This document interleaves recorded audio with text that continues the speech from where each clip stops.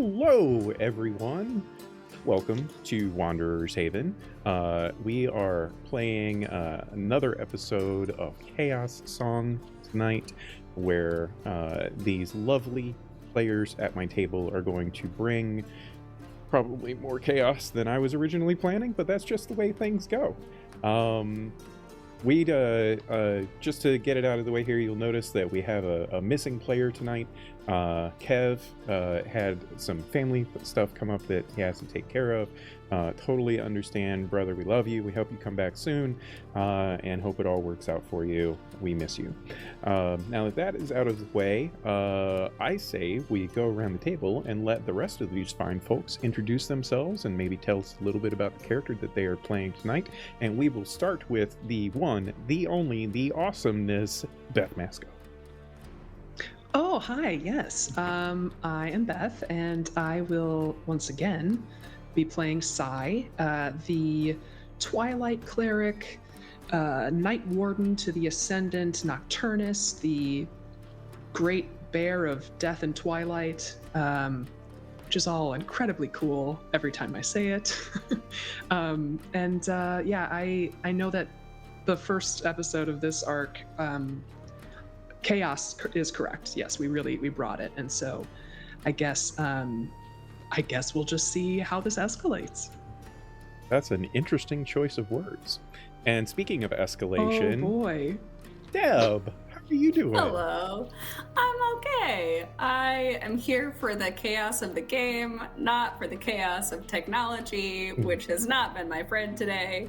It's been a day, but I'm so glad to be here. I am playing Maeve. She is a Circle of the Grove druid, aka plant witch, and she's just here to make sure that everyone has enough snacks and be the group mom. So hopefully y'all have your snacks at home too.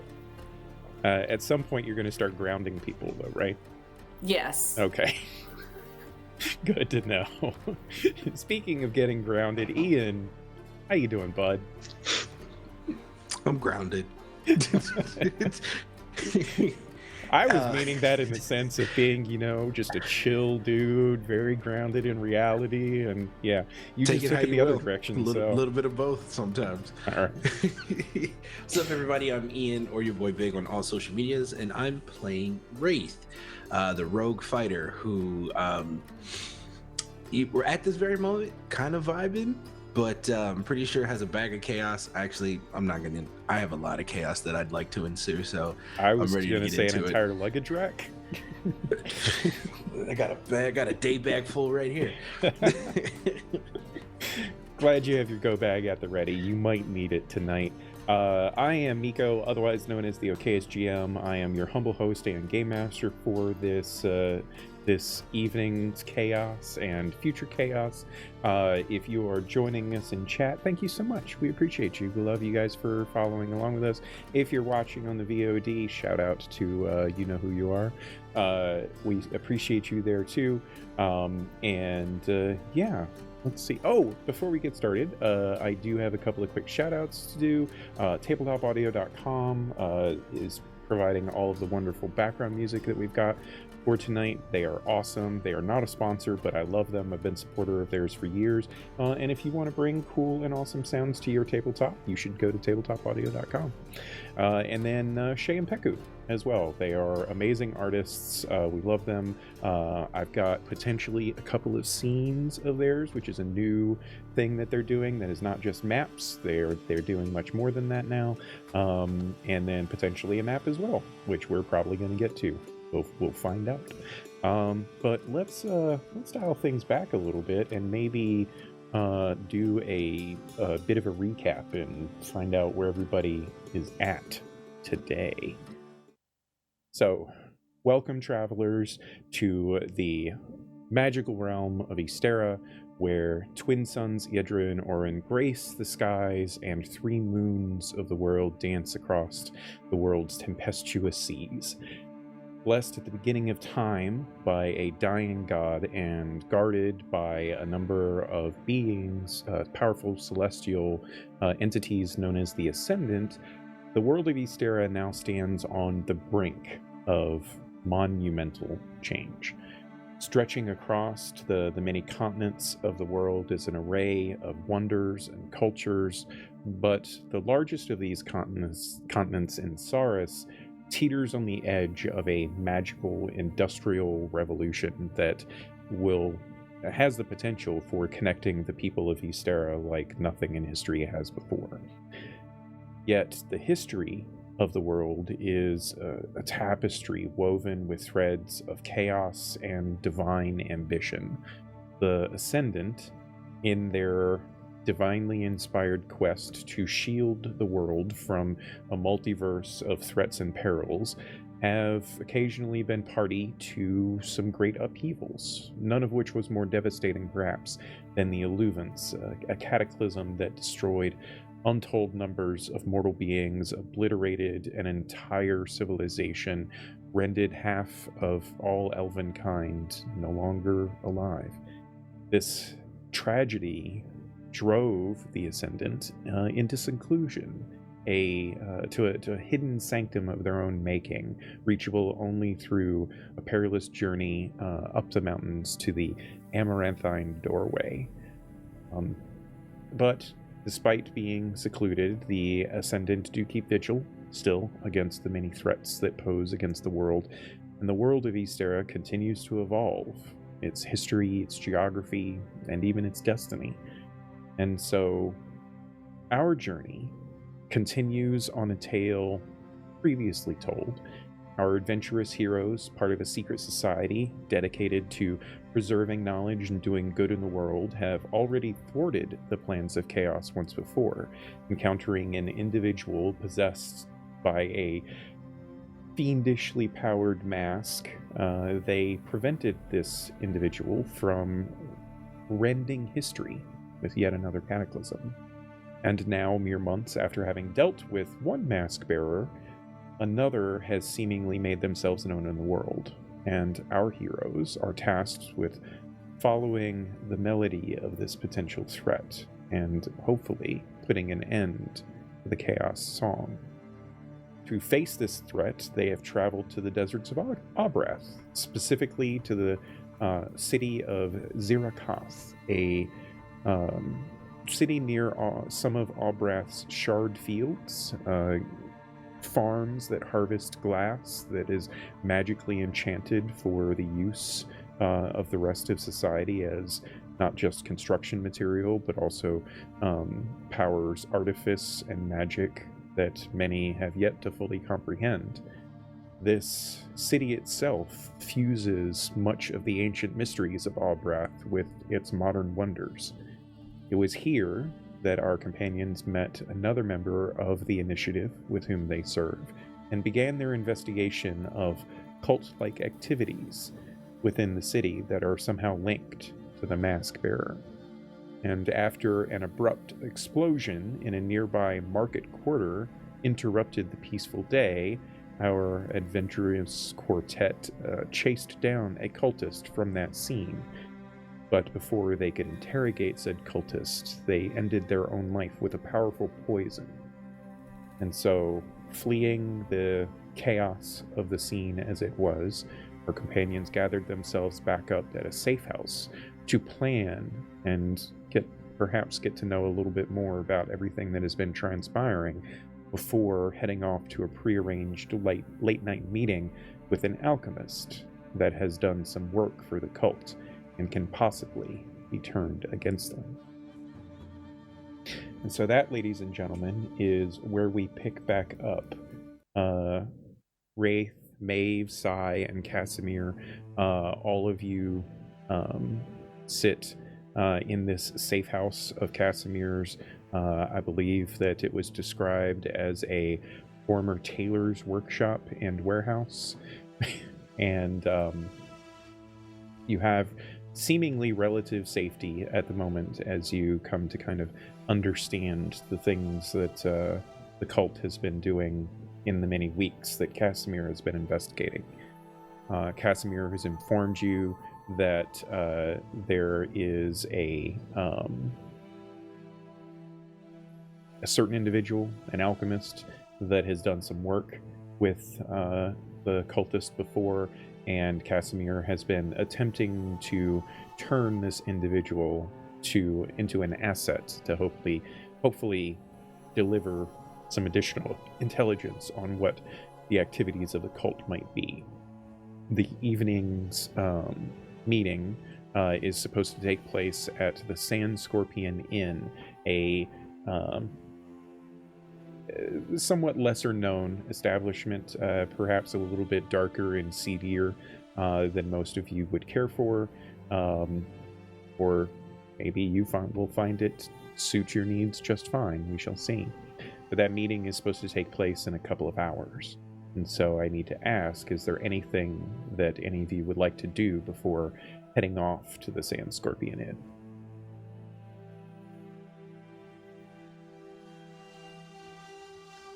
No. No, I think, honestly, I think Sai will spend the time, anytime that Wraith speaks at all in any context, Sai will listen, as they normally do, and then will immediately look over to Casimir to see, likely, I mean, you tell me, like a knowing look for something that is not there, and it will just continue to elevate Sai's anxiety bit by bit. Sure. What's Wraith's passive insight?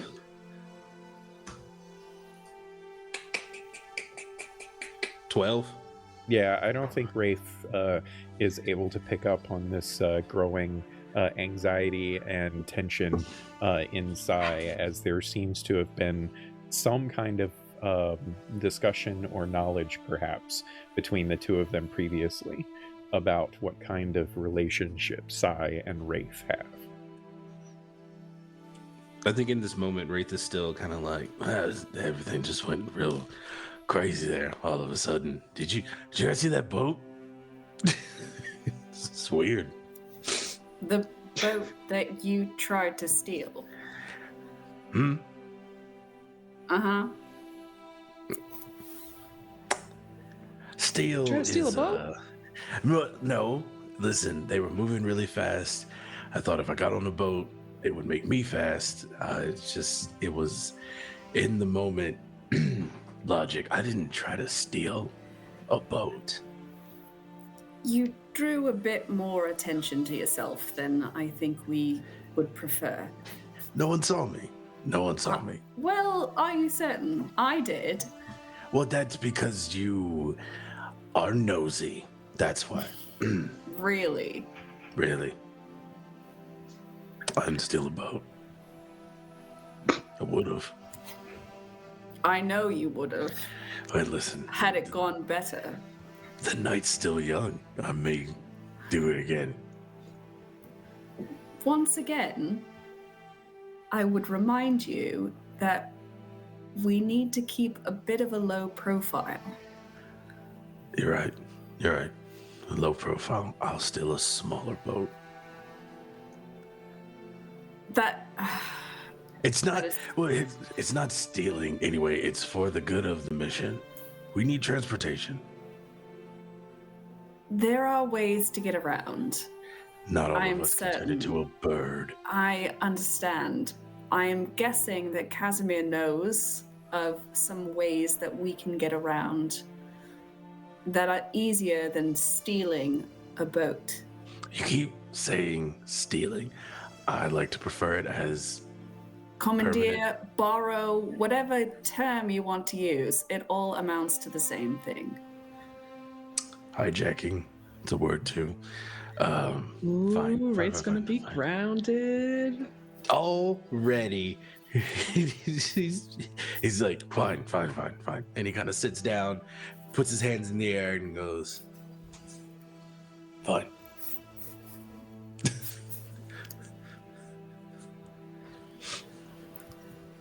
Here's the thing. I can't promise anything, but I know how much you enjoyed our trip here. So perhaps we can make something happen if you behave. I'll I'll be able to fly again. I can't promise anything. That's not what I heard. You said if I behave, you'll make me fly again. You can hear and take from that what you want. Then I may or may not commandeer another boat. I'm messing around. I know we're here on business. It seemed like a good idea at the time. I didn't expect it to just... Yeah. It's nice to see you having a bit of fun. Listen, yeah, it was kind of fun. I get to fly again. I can't promise anything. I'll take Those it. spells are expensive. Yep, very much so. I believe you. I get to fly again. All right, sorry. So what are we supposed to be doing? As like in Wraith's head, it's just him flying. Like he's full reading Rainbow in his head. Like it's gonna be great. It's gonna be great. I can't wait. So Casimir will give you all a little bit of a rundown on the alchemist that he has been attempting to turn into an asset. They go by the name of Selbar Kirith. They are well known for crafting fairly complex potions and elixirs, but they also apparently have some vices that perhaps the cult has been taking advantage of, and his involvement with the cult historically has been fairly transactional more than ideological. Like he doesn't believe in the premises of the things that the cult apparently believes in. He's just been getting payment in the form of rare ingredients and, the ability to perhaps delve into researches that he otherwise wouldn't be able to with the funds that they have given him and such. And so there's some notions that Casimir has been trying over time to develop a bit of a relationship with him to get him to turn against the cult, but it's been a long process, and lately in their limited interactions that they have had, the alchemist that is, has seemed more and more perhaps afraid of what the cult is getting involved in and such, and so Casimir does believe that very shortly, hopefully even after just this evening's meeting, at the very least you'll be able to get some information out of the alchemist that can prove beneficial.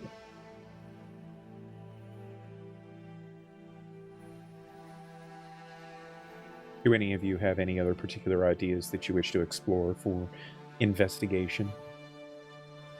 Should we all go to this? I feel like maybe if all four of us went, it kind of seemed like we're ganging up. Less of an opportunity to talk. Maybe somebody watched the door type deal. Are you just trying to get out of it so that you can steal a sand skimmer, or? No, I'm being serious. If four people came in to talk to me, my first thought is that they're trying to get they're gonna do more than talking. Maybe a softer tone, maybe a gentler hand in this case would be beneficial. Then you'd be perfect for it. The softest tone. I can go in and rough up the person. I don't care. I'm trying to be tactical, if that's okay. I'm not trying to steal another sand skimmer. Casimir will say, well, I've been working on this man for some time now, and I think at the very least one other person, and should come and sit with me with him, and maybe that could be the nudge that will be necessary to push him into becoming an asset. Because I've been working on turning him for many weeks now, and I'm getting ever so slightly closer with every time, but it feels like we need to expedite things. The explosion today was not usual. And regardless, everyone should come, even if it is operating kind of in the shadows or as backup. I could be backup. Let's get to nudging.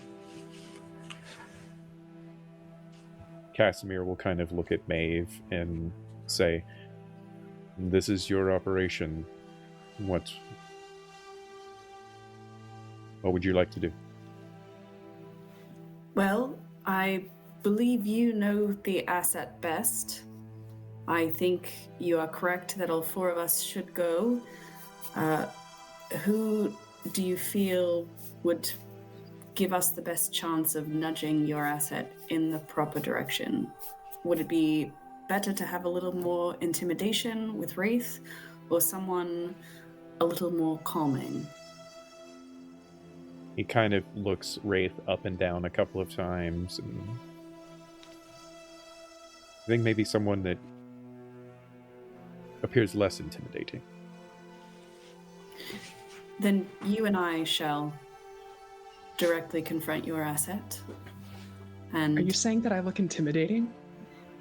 you volunteered for backup. It sounded as though you weren't interested No. in It's okay. I'm very scary. the main position. I'm sorry I give off that vibe. You Oh, are man. the scariest. You've seen a lot. Yep. I know you can handle yourself. I mean, We'll be talking above table here, like Sai, once someone knows that Sai is a Night Warden, that does change how they interact with them, right? Like, Night Wardens are Yes. well known for being, like, they don't Cuddly, show up gentle. unless somebody's gonna die or somebody has died, and so like there's this like stigma associated to the arrival of such. You're so. essentially the Grim Reaper. I Kinda. feel like then it would be especially impactful if things aren't going well, if suddenly silhouetted in the doorway is an arbiter of death, and maybe that'll get somebody talking. Great. They're just right behind you waving. Hey, Ian, we're gonna kill you. Big fat good buddy.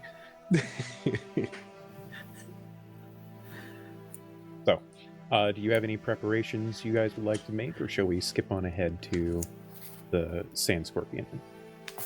Maeve would pull Sai aside for a second.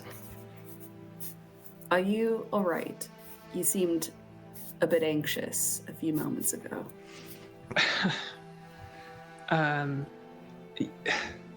Our new friend is a meddler, let's say, and that's it. Just awkwardness. Nothing bad. I mean, he seems perfectly fine, but yeah, just it's all good. I feel good. Will you be okay to work with him? Oh yeah. No, he was just I think trying to do a little bit of matchmaking, and heading in the wrong direction. So I just keep getting looks, and that's that's a bit much. But ultimately, like I don't have a problem with him. I know. He's just like, Oh boy. Yeah. Although I think maybe leaving Wraith and I together alone for this is not going to help my case at all, but whatever. You're best to handle this. from behind, Wraith comes up and he goes, I heard my name. What's up? What are we talking about? Oh, Casimir thinks that we should be dating. So You and Maeve? No, you and I.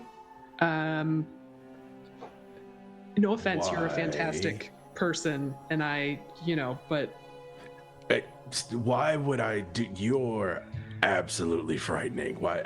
I don't know how. right back at you.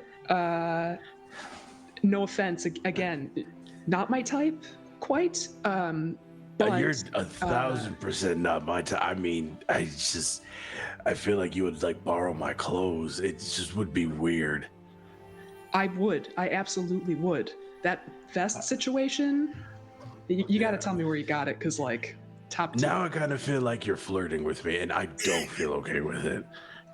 I'm sorry. I'll stand in the other corner. We'll let Sure. that. Oh fuck. If you want a piece, maybe. I don't. Now you're making it weird. Just Am I? Yeah. I feel like I'm the only person open to opportunity here. Now that we've had this delightful conversation and gotten this out into the open and can put it behind us, I know that Casimir comes off a bit strange, but I've known him for a long time, and he has a complicated background, as do we all. He can help us, and we can help him. I wanted to make sure that both of you can work with him. Absolutely. I'm fine. I barely know the guy. It's Sai who has a problem with him.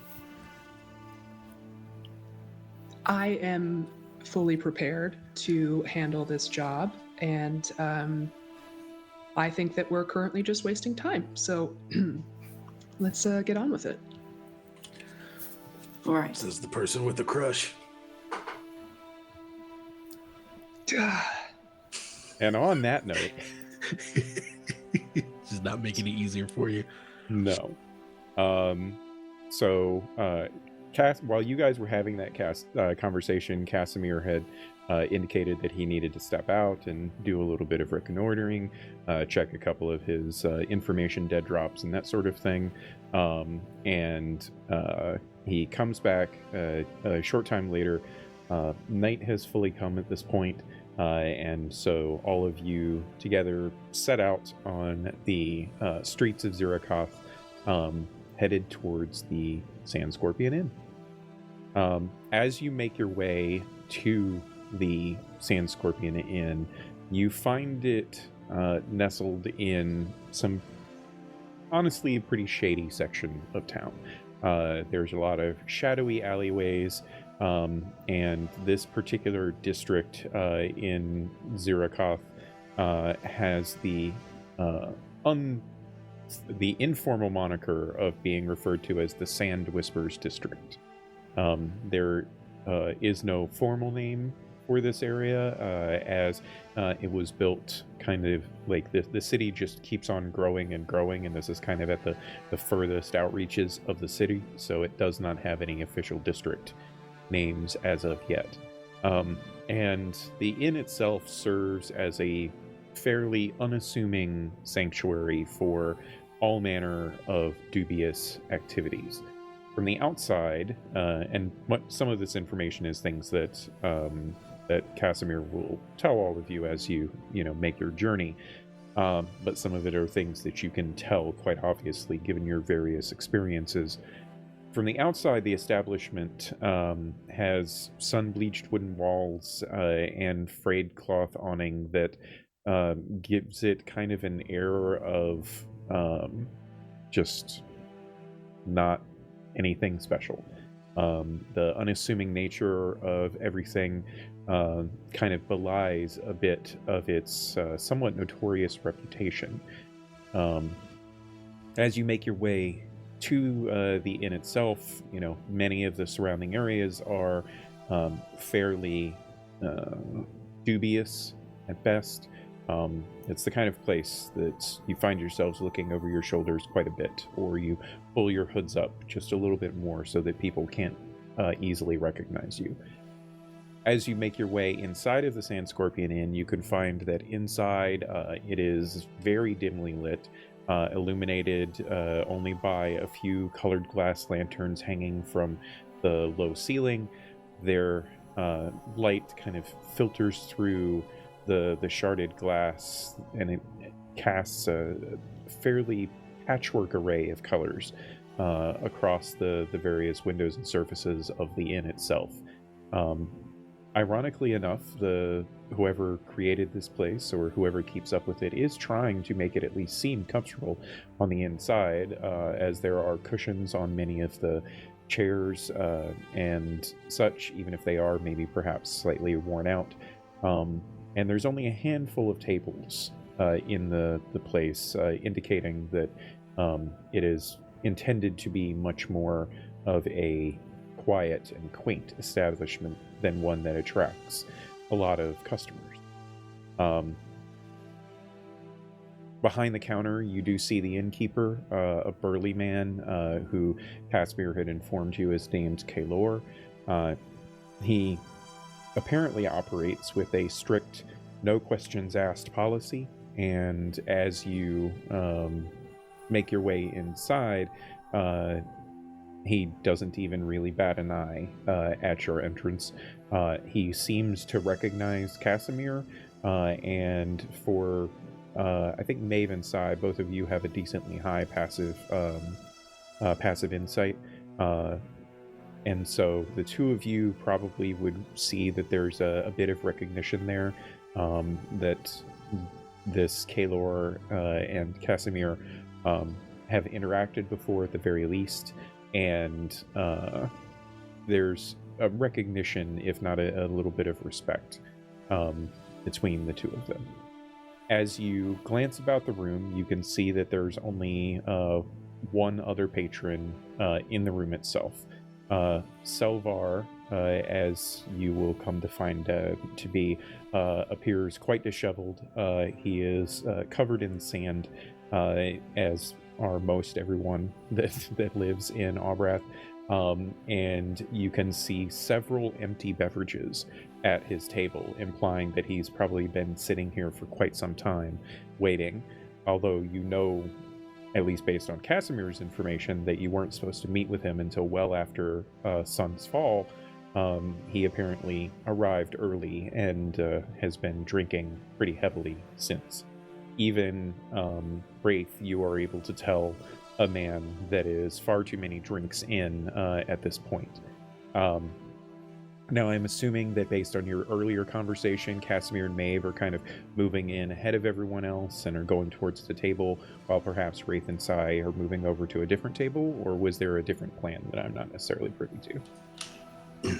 I'm just going to go straight to the bar. Okay. Is there only like one primary door in and out that we can tell? There's the main door that you guys came in from, and then there's another door that's kind of around the corner just behind the bar. The room itself is like an L-shaped room. There's a bit of stairs that lead up to a small second floor. It is called an inn, so you're guessing that it probably has a couple of rooms for rent upstairs, but you don't know that for sure. I'm gonna sit. Go ahead. Okay. I'm going to sit near the secondary door. I guess that would be closer to the stairs. That is closer to the direction of the back corner that the alchemist fellow Selvar is sitting in. But you can absolutely sit in such a, like at the corner of the bar that would put you in fairly close proximity to both. Cool. I'll kind of do that kind of as best we can to kind of spread us out so we can keep eyes on the entire room. Sure. Is Sai going to go and sit with Wraith, or are you heading to perhaps one of the tables? Yeah, so Sai is going to also get a drink and post up at one of the tables closest to the front door, I think, so that they can kind of, see the table in the back as needed, but otherwise just try to be inconspicuous. Okay. Yeah, easily done. The bartender doesn't bat an eye. You You get the sense that this is you come up to the bar and order your drinks and go back to your table. They don't have a serving person. It's not a very large establishment. There is no kitchen. It's, maybe like pretzels if the bartender happens to have some sort of deal. But other than that, your food is your alcohol. And so you come up, it's a very short, quick interaction. What do you have? You ask for something, and he's like, well, I've got ale. And you basically say, well, I guess I'm having ale. And like you get That's an perfect. ale. And it's a decent ale. It's only maybe slightly watered down. And like it doesn't taste horrifying. You certainly drank worse. Like it's fine. Nothing wrong with it. But as you go back to your table, you can see Casimir and Maeve head over to the table with Selvar. He looks up, immediately recognizes Casimir, and has this like shocked and kind of beleaguered expression upon his face. Go ahead and do an insight check for me, Maeve. You can use your passive if you wish. I think I will. That's 18. Okay. Yeah, so with a passive insight of 18, like, not only is Selvar drunk, you can tell very immediately that he is scared. Like, his hand is, like quaking on the table, and, like, he's holding on to his mug of ale to kind of keep his, nervousness in check. And he's failing at doing that very miserably. As you approach, he looks up at Casimir and kind of just blurts out, "Where the fuck have you been?" And Casimir just calmly sits down, kind of pulls the chair next to him aside for you to sit as well, as he does so. And he says, "Well, I am coming at a prearranged time. Selvar, this is Maeve. She is a friend, and she is here to help us in our current situation." And Selvar just kind of looks at you, Maeve, and you can tell a man who is near the end of his rope.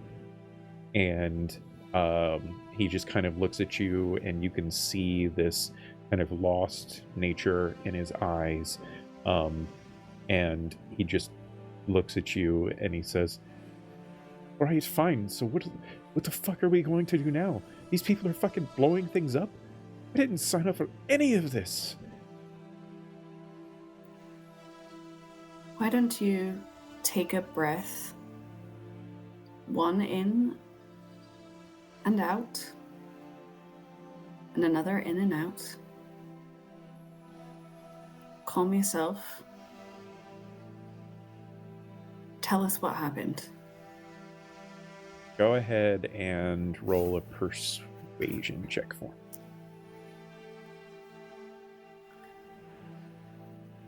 That's a 2. Okay. He just kind of looks at you wide-eyed, and you can see that his skin, which is all fairly tanned, because like he is a man that works in the suns, and he just like goes white as he looks at you, and he says, "What the hell are you talking about, lady? They're blowing people up. This isn't the time to take breaths. I need to get the hell out of here." And Casimir just kind of holds a hand up and like attempts to calm him, and he says, "Selvar, look, it's fine. We are going to do this, but you need to help us too. We can help you if you help us."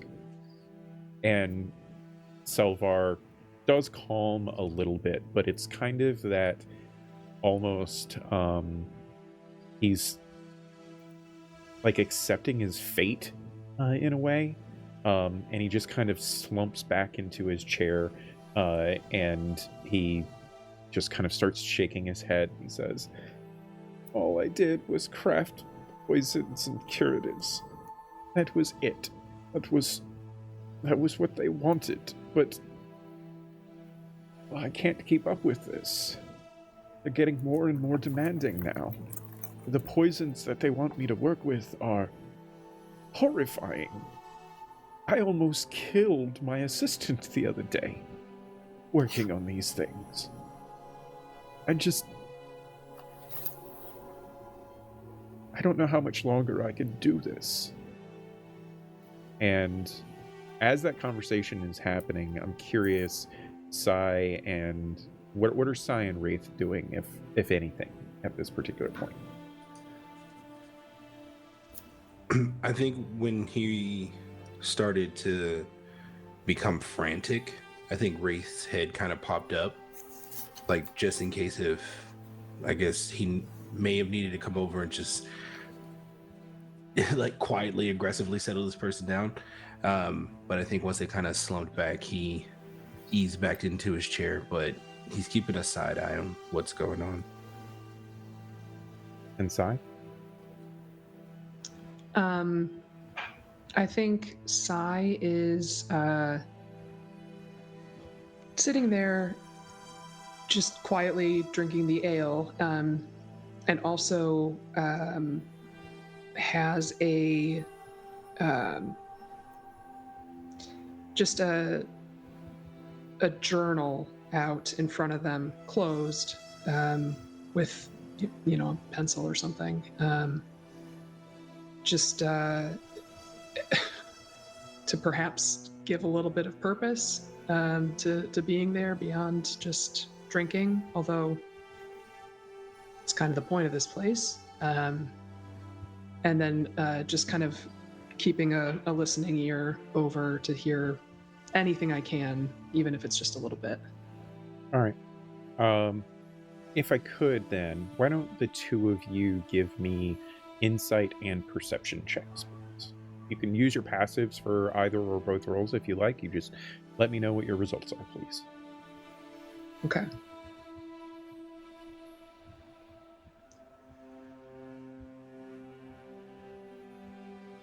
Well, I chose to roll perception, which gave me a 9.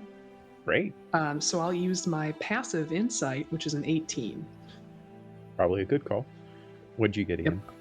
I got a 13 on insight and a 16 on perception. Okay. So, a couple of things. Each of you are going to get something slightly different here out of these checks. First thing, unfortunately, this is probably something Maeve would pick up on too if she wasn't like neck deep in this conversation with Selvar. Sai, you are watching the bartender every now and then, and he's nervous. Like, he's got some sweat kind of rolling down the side of his head, and it's the desert, so people sweat, but it's not a particularly hot day, and particularly the evening is quite cool and nice. And so it's not a temperature thing. You can tell pretty clearly that there's something quite nervous, or something that is inducing quite a bit of nervousness in the man.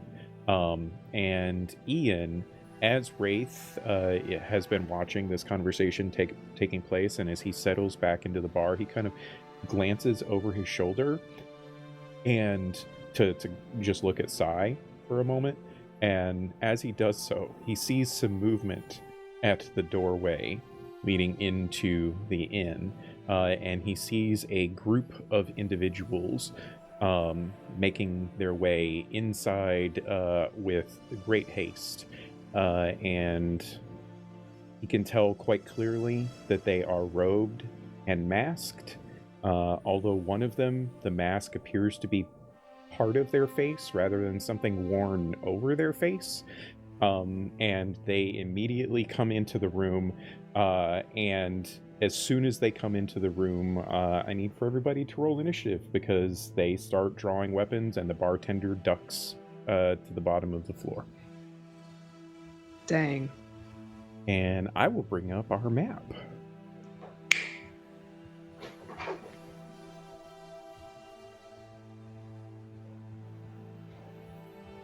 And I need to kind of arrange things a little bit here, since people were not sitting where I initially thought. But that's fine. This room is tiny. Yeah, I pretty sure I described it as very, very We're gonna fuck it up. tiny. Yep.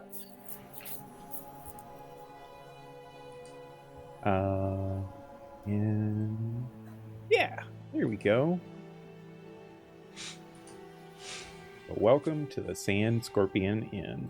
Very tiny I like place, this place. on the outskirts of the city, and a group of apparently masked cultists have just come into the room. I didn't put the bartender on here. We'll just go ahead and... Are they going to be a problem? They're hiding, so probably not. Okay. And I guess technically, Ian, you're actually going to be sitting over here because that's the way that the bartender gets up. Yeah. So we are jumping right into the thick of things here. Let me roll an initiative for him. So Wraith, you're the only one that I need initiative for.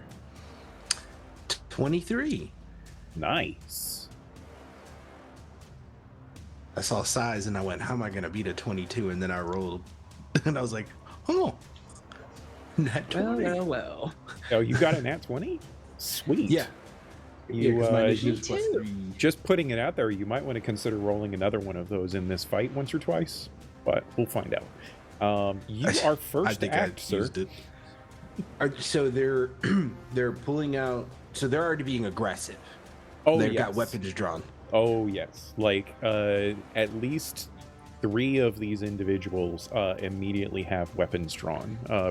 And so you can't necessarily tell what their skill levels are and such, but they seem to be mostly drawing daggers and short sword type weaponry. They're not drawing, nobody's got a great sword or anything like that. You can recognize a group of trained killers when you see one. Perhaps you perhaps more than everyone else have a keener eye towards that type of behavior, and these individuals immediately strike you as that. The one that's closest to you, I will say, has immediately sized you up as a potential threat, and is looking aggressive as he steps into the room and immediately moves towards you to do something about you. Perfect. Then we'll jump right into it. So Wraith's gonna just jump up and go, how's it going? And he's going to attack with the adamantium dagger to start. And I would like to make that a goading attack if I hit. Now, being that I am the first to strike in this entire affair, would you allow me also sneak attack? So in a normal circumstance, in a normal circumstance, I could actually buy that, but in this particular circumstance, no, because these individuals are trained in doing that themselves. Okay. I don't and think so you guess... have the advantage, unless you have do you have the assassinate ability or anything like that that lets you get that before you go? I was just going to ask about that. I do have the assassinate ability. Okay, so I think that just works then, right? As long as you're going before someone else in the initiative, as long as they have not acted yet. Have advantage on attack rolls against any creature that hasn't taken a turn in combat yet, and any hit you score against the creature that is surprised. So yeah, being that I'm the first one to act, I get advantage on my attack. You do. And if you have advantage on the attack, you do get sneak attack damage. All right, let's have fun. So there is a certain level at which, if you were fighting someone that also had similar abilities to you, that gets negated, but these people are not of that level. Gotcha. That's a 17 on the die plus 7. I assume that hits. No. Okay. Of course it does. If it meets, it beats. It absolutely hits. Beautiful. So we'll do that first damage, d4 plus 3, so it's going to be 4 points plus. Okay. Sorry. working on one screen tonight. Oh, wrong. 4 plus. Oh, gotta get better dice. So it's 9 total damage there so far. And then, being that I wanted to make it a goading attack, spin a severity die. I need them to make a wisdom save, DC 15. Okay. 3. That's this guy. That's an 8. Okay, awesome. So disadvantage on all attacks on other targets that's not me, but probably wouldn't be best because he's targeting me. And then so he takes 9 plus 6 additional with my superiority die. So that's 15 points of damage on the first go through. Okay. Yeah, so you step up. This guy has his blade half drawn out of his scabbard, and he doesn't even get the blade fully drawn as you just bury the adamantine dagger straight into his chest, and he slumps to the ground dead. As that happens, the two that are closest to you, who were paying more attention to the rest of the room, turn and look at you, the red glowing in their masked hooded, their red glowing eyes and their masked hooded faces implies they now view you as an actual threat. Beautiful, because we are still having fun here. How far are they away from me? Would you say what? Just 10 5 feet. Yeah. 5 feet. You could step over to them easily. Sick. This room is tiny. Very small. I'm going to go ahead and do that. Move myself on over to the two that are looking at me. And with my second attack now, would I assume would I still have my assassinate still work? Because nobody's still attacked yet. I'm vibing. I think does it say that you can only use it once per turn, or is it all attacks? It does not say that I can only use it once per turn. Then you would still have the advantage, but sneak attack can only be used once per turn. So you don't get the sneak attack damage, but you do still have advantage on the attack because no one else has acted yet. Okay, cool. So second attack, that's 15 on the die plus 7. Does that hit the other guy too? Yerp. Beautiful.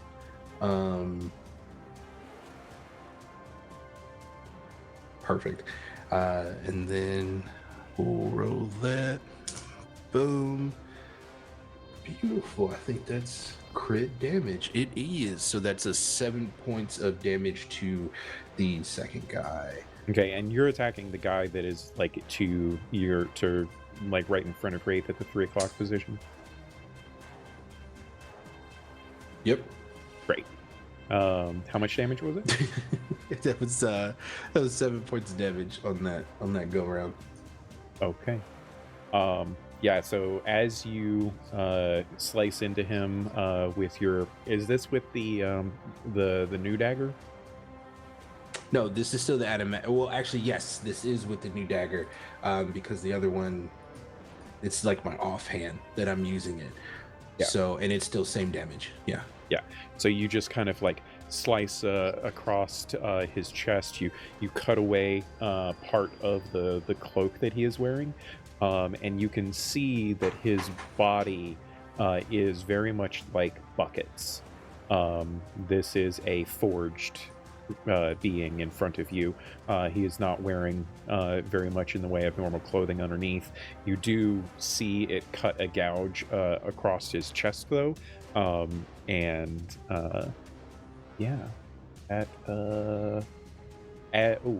as you do that, you can see that he is drawing a pair of sickles, one in each hand, that he is very obviously wanting to return the favor against you with.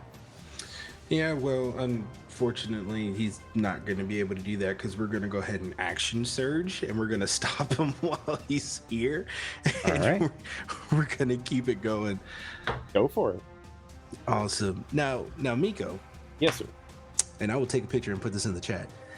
Can you remind me what nat 20s do Oh, when you sure. hit somebody? Yeah, so natural 20s crit are crits, as is normal in D&D. However, instead of just doubling your die roll or rolling double the dice, in my world, you get to maximize your dice and then roll. So what would your normal damage be on this attack? 7.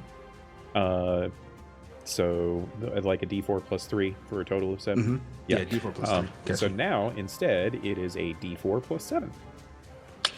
All right, let's see what that comes up with. I'm definitely going to take a picture of both of these. So it's a 4 on the die. Nice. Plus 7. So 8, 9, 10, 11 points damage. Nice.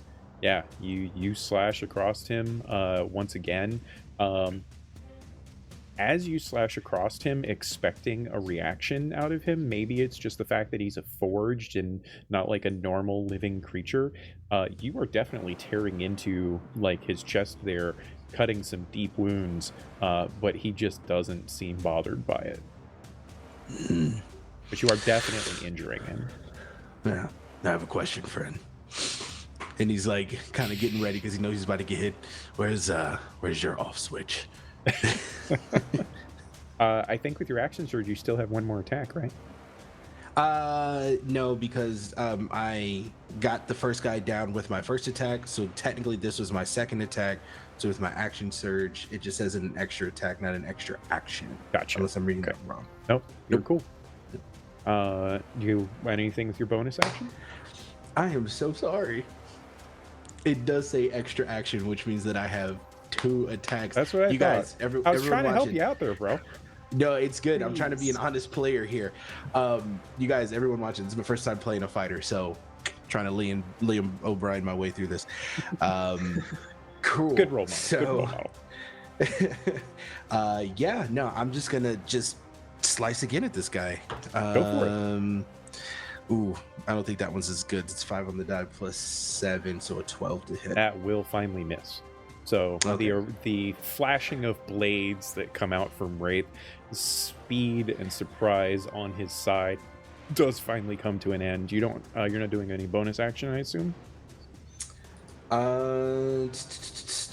No. Technically, you could still do another attack with your bonus action. You're wielding a dagger in each hand. 2-weapon fighting. It would just do a d4 damage, but it would do a d4 for as a bonus action. Cool. Okay. You know what? Yeah, we'll get some damage on that. So bonus action, I'll swipe at him. Okay, that's better. Another 15 on the die plus 7. So will hit. We're good. So 22. This one, the offhand, you don't have any like special abilities that lets you, get extra damage on these types of attacks. So for this, it's just a straight d4, no modifier. It's 2 additional points. Nice. Yeah. So you have cut into him pretty thoroughly. He does not appear bloodied, though. It is worth mentioning. Interesting. And that is going to bring us to Cze. What? I'm sorry, I fell asleep. That Sorry, was, guys. That was sick as hell. That was awesome. I love hearing action surge because I'm like, oh fuck yeah, let's go, take him down. I mean, if you're gonna do it when you have the advantages, you should take advantage of that. Like totally, it's so good. So Cze, immediately seeing these folks come in, will draw their scimitar. It's sort of like when it's drawn from the sheath, it's almost like smoke follows it.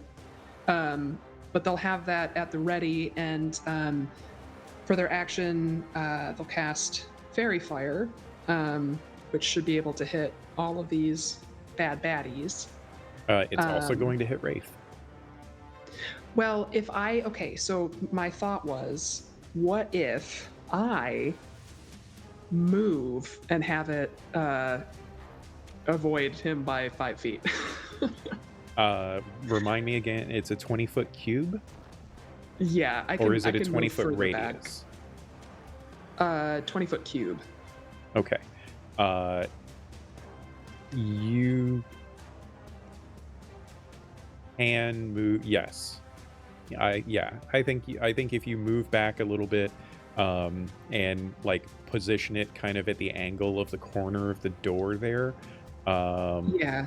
Well, no, even if you do that, no, it's a 20-foot Son of a cube, so it's a bitch. 10-foot. Yeah, that'll be fine. You know what? You do you. It's fine. Cool. So they need to do dexterity saves, right? Yes, DC 16 dex saves, and I'm sure they're Okay. all very spry. Yeah, dex is one of the better abilities for these guys, so we shall see. You have to try though. Yeah, you know? no, absolutely. So the guy that Wraith was attacking got a total of 8 because I rolled like garbage. So Keep it up. yeah, that guy failed. The one that's adjacent to him, however, got a natural 20. So that guy, Okay. I'm pretty sure, succeeded. The one that's adjacent to him Correct. got a 17. And then Okay, the he's last good. one, which is the one that is technically closest to Sai, he got a 14. Okay, so he fails. All right. And remind everyone what color your fairy fire is. Yeah, so my fairy fire lights up in a violet sort of color.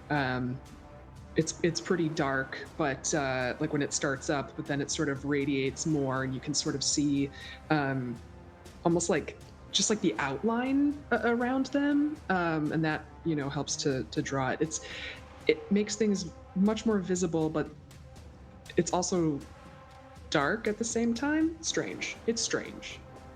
It provides enough light, though, to be seen and such. So if those two particular individuals could have benefited from invisibility in any way, it would certainly have some drawbacks for them. And are you doing anything with your bonus action or any additional movement? I'm not going to do anything with my bonus action. But for my movement, I'll come around the table a bit more and block the back section. Sure. Awesome. Yeah, so as you do that, you can tell that these individuals were very much caught off guard by how fast you guys are moving and doing things at their presence. And normally they're the ones that get to go first, so the fact that two of you got to go before them is a little bit off-putting for them. But now a couple of them get to go. So the one that is adjacent to Wraith, as Wraith has been engaging with this fellow or this individual, and they don't seem bothered by the attacks, one of the things that he notices now, because he doesn't have a tremendously good passive perception, but now he seems to notice that their eyes are glowing even more red, like a brighter, almost like fanatical, with a almost fanatical fury after all of the damage that Wraith has been doing to them. And he is going to attack Wraith recklessly. So his first attack is a 16 to hit. Ah, dude, that's my armor class. Yep. All right. So that is going to be 10 points of damage on that attack. He swings at you again with the same blade. That's an 18 to hit for 7 points of damage. And then his third attack with the other sickle is a 19 to hit for 10 more damage. So he just unleashes in his own flurry of blades against you, and seems to not care at all that he is glowing and just is fueled by rage, fanatic rage, as he is attacking you. Then another one gets to go. So ironically enough, the other individual that is glowing.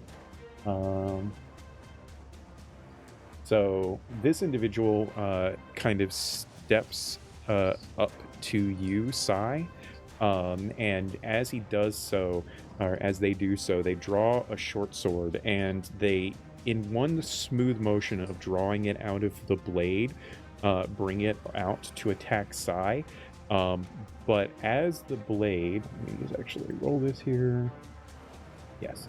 So as the blade goes to cut into Sai, Sai has a shield, right? That's norm. They use a shield to defend themselves. Yes, that is correct. Okay, yeah, I thought so. Sai goes to like move the shield to intercept the blade, and he braces to feel the impact of the blade. Except there is no impact. The blade. There is a flash of purple energy, partially obscured by Sai's shield, so he can't see fully what transpires. But Wraith has good vantage to be able to see the attack as well as the result, and Maeve and Casimir, both of you see a kind of blackish, purplish, almost tear in reality in front of the alchemist as the blade just cuts across the chest and throat of the alchemist, seemingly appearing as if there was no space in between from where this individual attacked and where the blade ended up. And the alchemist drops to the ground, fully dead from one strike. Now? Because he did just killed 32 points of damage. And So then like he's going dead, can't come back dead. I mean, he's dead, and there was obvious poison involved, so I'll let you be the judge. But he has 2 attacks, so he's going to actually do the second attack against you, Sai. That is a 23 to hit. Yes. And so I need for you, Sai, to make a Constitution saving throw versus poison, please. I would love nothing more. Do not get I'd to like a add few the things sneak attack more. damage this time, but That's an 11. that's a failure. So you are not poisoned. You're just taking additional poison damage. So you take a total of 30 points of damage, 24 of which is poison. Oh my. Okay. And that's it for their turn. It is now Casimir's turn. Casimir curses furiously at the death of the alchemist. And we'll check what's there. You know what? That is perfect. Casimir's going to cast Flame Strike. It is a 10-foot radius cylinder, so he's going to be able to hit all of these guys. And they need to make it's a dex save. So we'll see how they do. Succeeded. The one next to Wraith succeeded. The one that is next to that individual also succeeded. The one that just killed, or the one that is still standing back by the door that does not get to go yet. He miserably fails. He rolled a 6. And then the last one that just damaged Sai and killed the alchemist, he also succeeded. So half damage for those guys. It's still okay. I'm just going to mix it because they don't have any resistances. So it's 8d6 damage. Oh, Jesus. I rolled a lot of 6s and 5s. I rolled 3 6s and 2 5s in that. So that's a total of 36 points of damage. This fellow is very dead. And the other ones are not. They took some pretty hefty damage, though.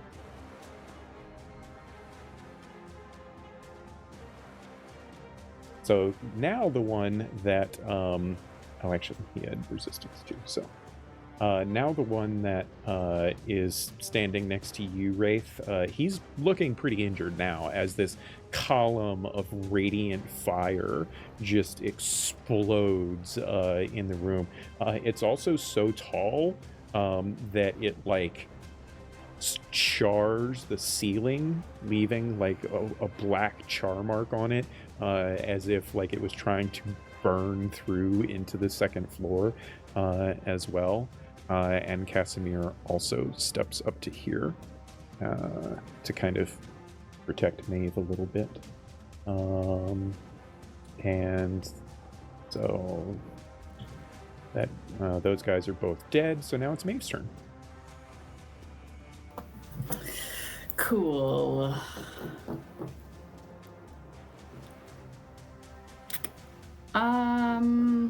Maeve had some ideas, and then shit went sideways.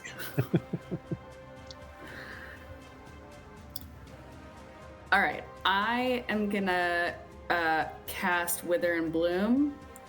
Okay. At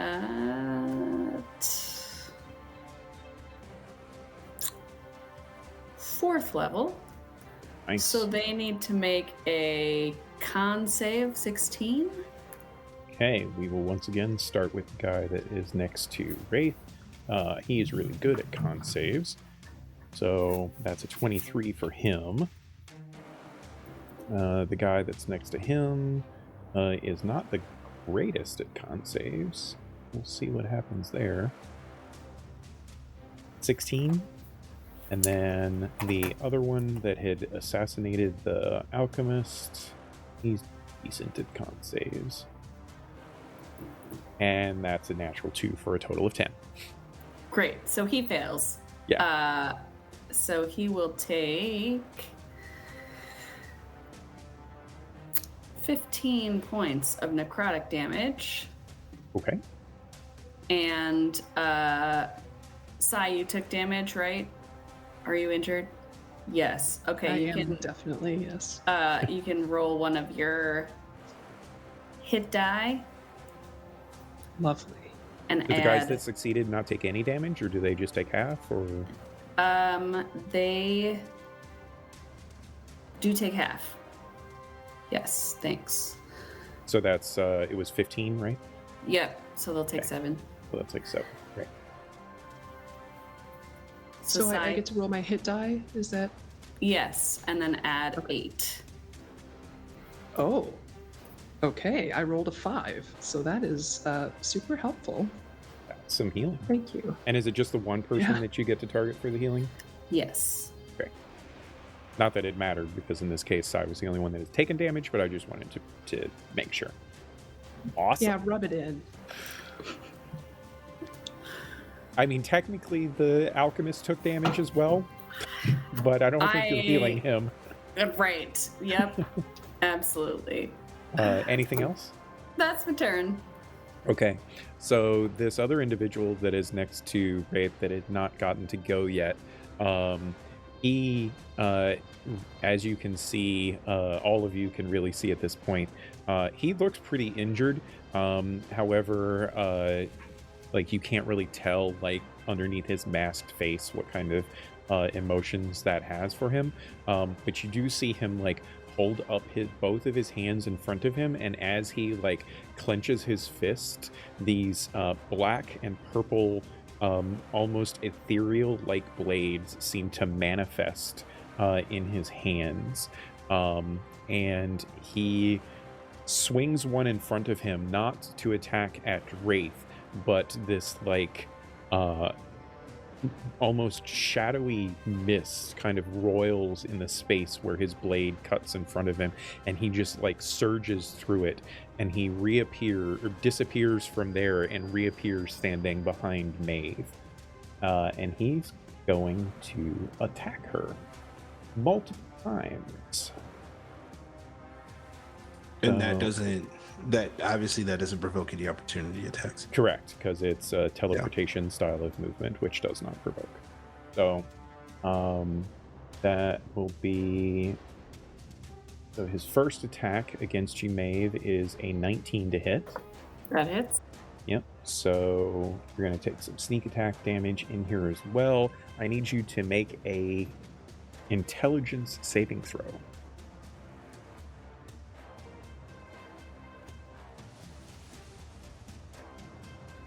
That's a 22.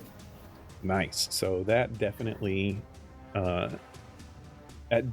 succeeds. So you only take half damage from that. So you're not resistant to psychic damage at all, right? No. Okay, cool. So that is a total then of 19 points of psychic damage with your successful save. Okay. And then he gets to make another attack. Because he attacked you once and hit you, he has advantage on this attack, but I rolled natural 17s on both dice. So that's a 21 to hit. That will hit. Yeah. He does not have the sneak attack this time. Because you succeeded once on the same turn, you do still technically count as having resistance to the psionic nature of the blades. So that is going to be a total of 12 points of damage on the second attack. Okay. And that is it for his turn. We are back to the top of the round with you, Wraith. So I'm going to just start laying into the guy that's standing right next to me. Yeah, we're just going to go traditional with it. So I'm going to use the glass carver to take a swipe at them. Don't forget, you have advantage on these attacks, even if it wasn't because of the fairy fire. It is also because he attacked you like a fanatic tool, and so you have advantage on them. Beautiful. So thank you for that, because that first one was really bad. Awesome. So it's a 28 to hit. Yeah, that hits. Okay. Beautiful. So we're gonna do that. Boom. And that's going to be 5 points of damage on that first go through. Technically, Sai is adjacent, and you had advantage. So, Sneak attack? Sneak attack? Okay, yeah, let's do that. Technically, Sai is adjacent. Okay, cool. All right. All right. Nope. And Not so again. Oh, I like that. That's going to be an additional 8 points of damage to that 5. So we're looking at 13. I can't count. Okay. As you slash your blade across, you realize that part of the reason that you think you were doing so much damage to him before was the adamantine blade, because he is technically part construct.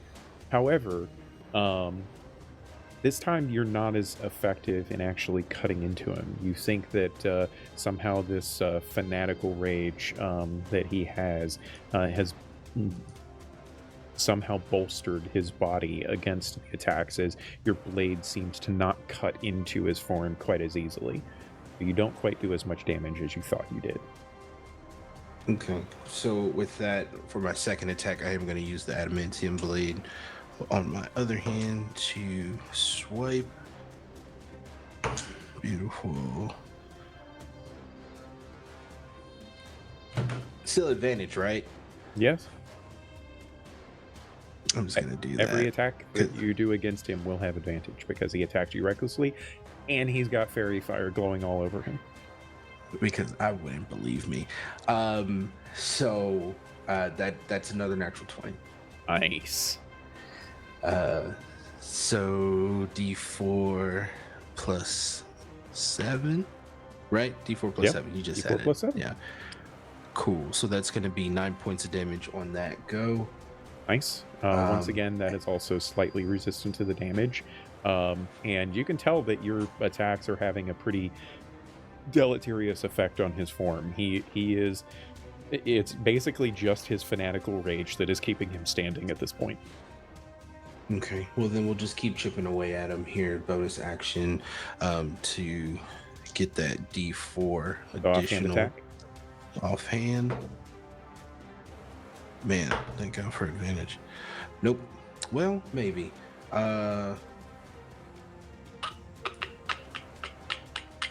Yeah, 19 to hit? Oh yeah, 19 will hit. Okay. Beautiful. And he'll take an additional 3 points of damage. Okay. He is barely standing. Because of the resistance, it reduced that 3 down to a 1. And just so you know, he has, in case it's not obvious, he has 1 hit point left. If you had rolled a 4 instead of a 3, you would have actually gotta been able to take him kidding down. me. Man.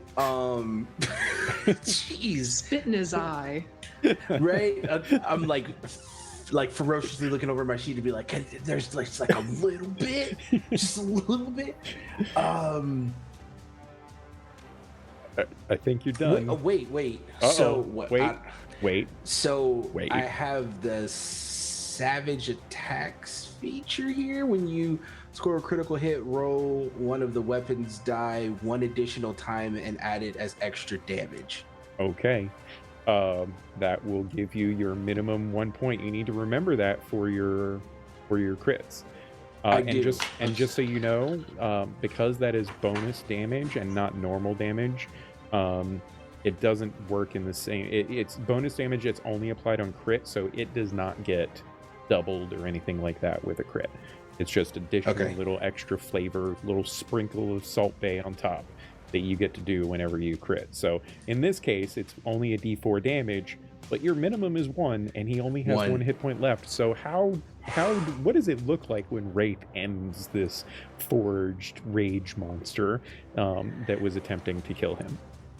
So with this, after like the first initial attack with the glass carver, noticing that it's not penetrating, using the adamantium dagger on the next hit, he sees that it's making some headway, and he slashes across his chest with his offhand, brings it back, and just digs it deep right into the side of his neck, and just kind of just start wiggling it around. He's like, there it is. There's the off switch. Yeah, you hear this sickening click sound, and the glowing eyes, the light of his eyes just like fades to nothing, and he falls to the ground in a heap in front of you.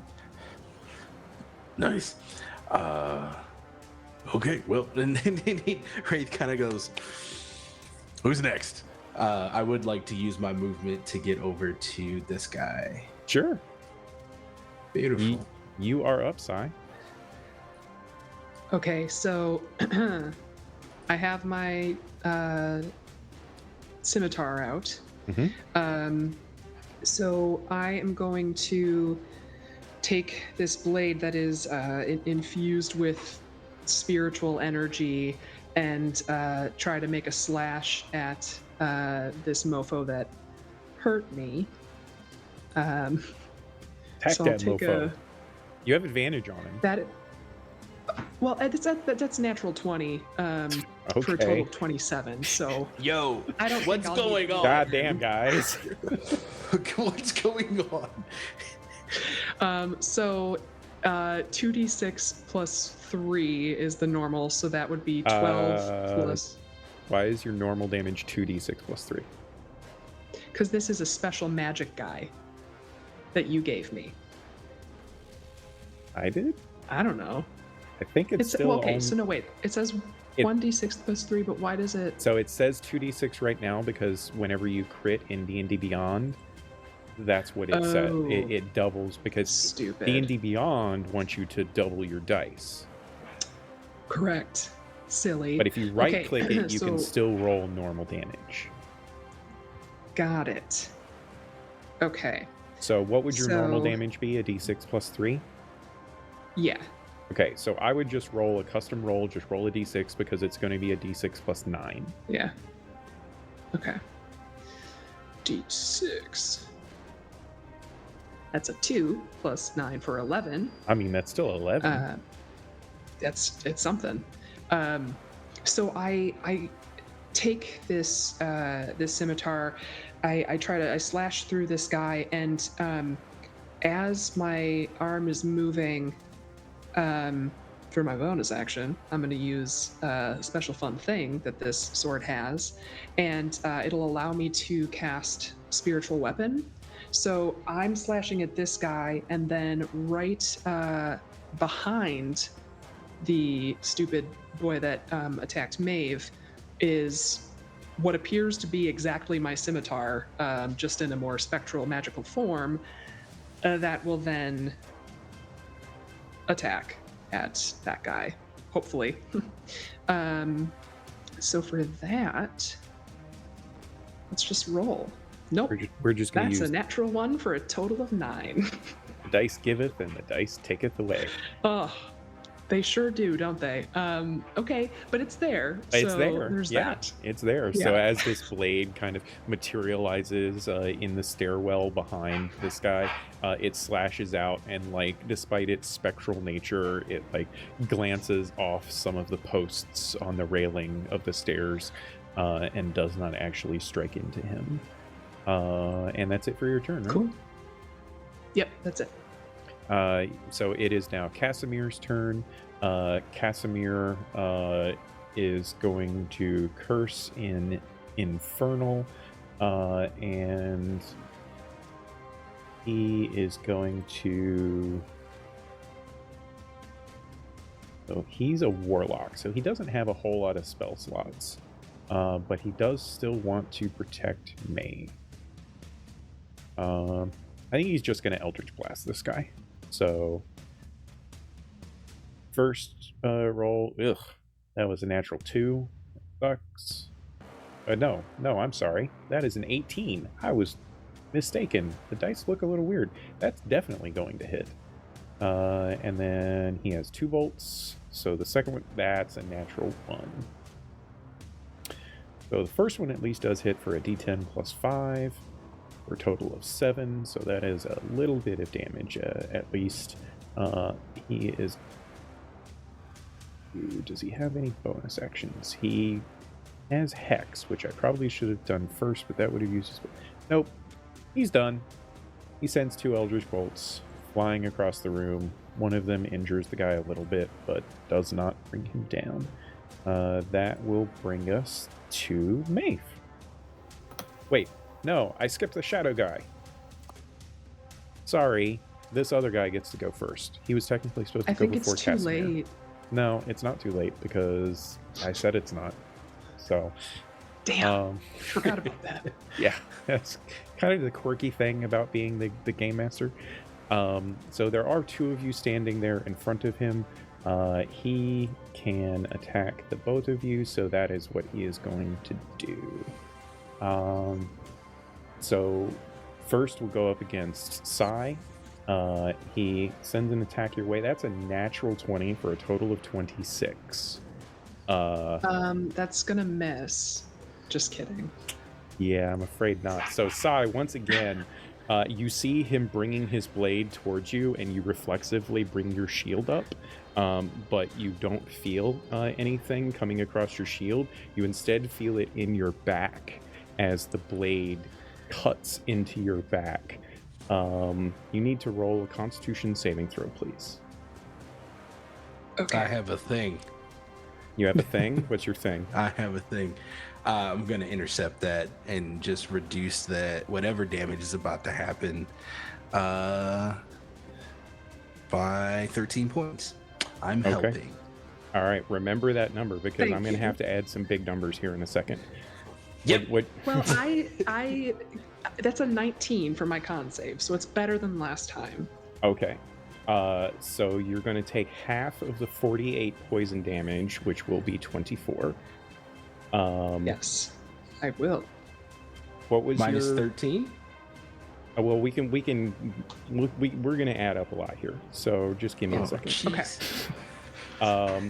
The normal damage is a d6 plus 9, and I rolled a 4 on that. So that is ironically 13. So there, you don't take any of the normal damage. Okay. You just take the 24 points of poison damage and the 22 points of sneak Cool. attack damage. I helped. So that's a total of 46 damage? 46 damage. Okay, I fall down. Oh, jeez. I'm going to kill this guy. And then he gets an attack on you, Wraith. He only gets to use his cool Shadow Strike ability once per turn, so this one's just coming straight to Wraith's face. That is 19 to hit. Hits. You need to roll a Constitution saving throw versus poison, please.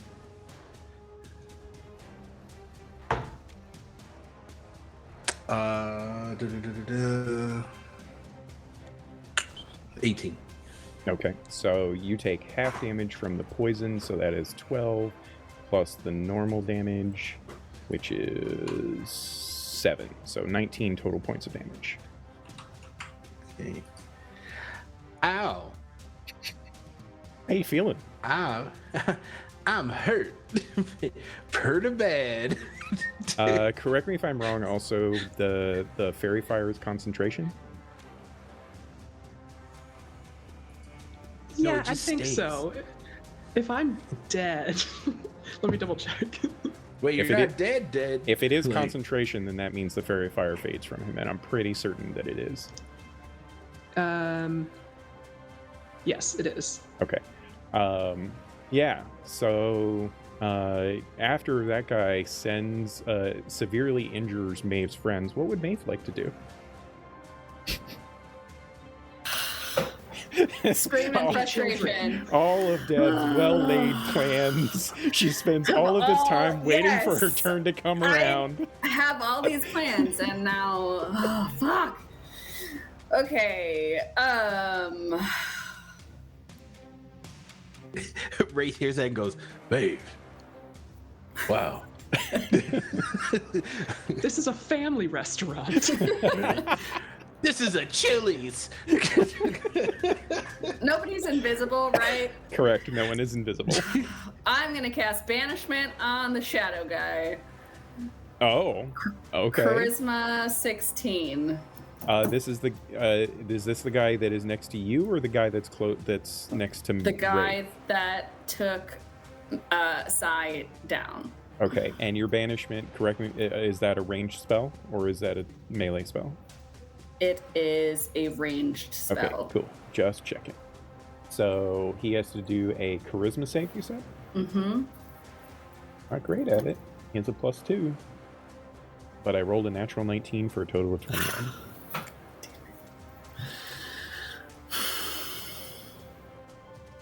She's so mad. I'm so mad. Sorry. That's fine. Nope, that's good. That's good. Bonus action? I don't really. You can only cast 2 spells if they're both cantrips, right? Normal Like, I D&D can't- rules, if you want to cast a second spell, the second spell has to only be a cantrip. I, however, have a house rule that allows you to cast multiple spells in a turn as long as only one spell goes above second level. So you can cast a first or second level spell or a cantrip right now as a bonus action if that is an opportunity for you.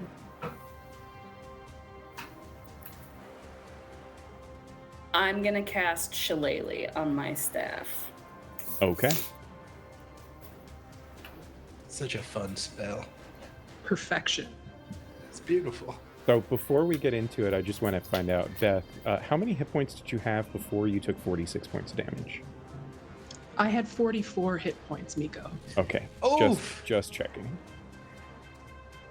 Doesn't make It any was very difference now, but I close. was just curious. Yeah, Nah. so as you cast Shillelagh on your staff, Maeve, the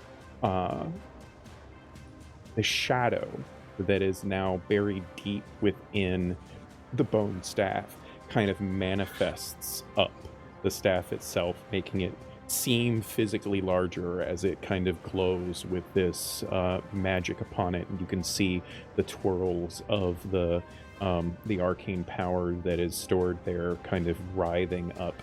And you can feel this emotion of anger in your mind coming from the staff, directed at the entity that you are obviously angry with at the moment, as if the staff is mirroring you as its wielder. And that brings us to the Psyblade guy. He is going to disregard. He sees you, his ally, finally actually bringing one of you down, and so he's going to try to take an opportunity to do the same, and he's going to attack Maeve.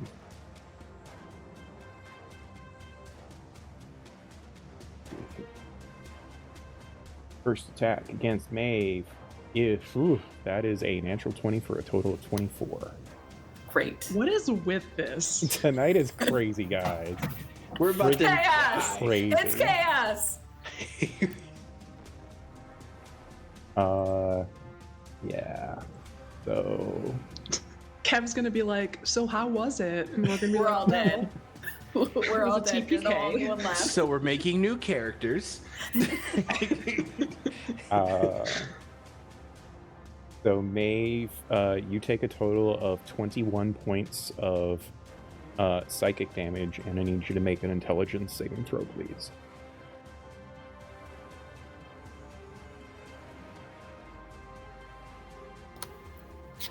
I rolled it on a real dice because I don't trust D&D Beyond right now, and I got a 17. Okay, you do succeed, so you don't suffer any additional ill effect, but you do take an additional 9 points of damage.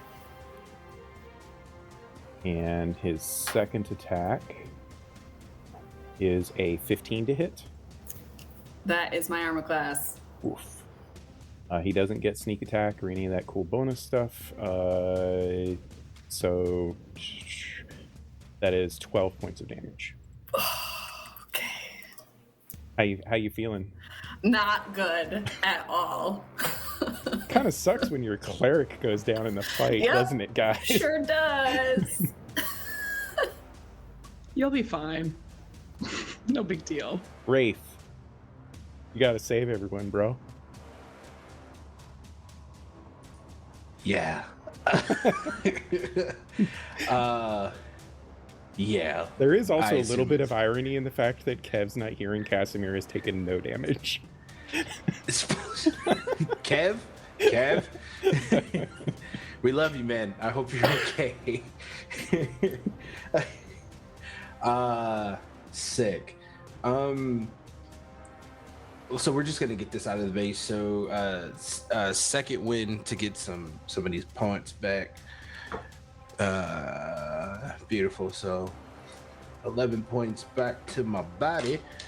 I feel like I'm gonna need that, and I'm just gonna go ahead and just start laying into the guy in front of me.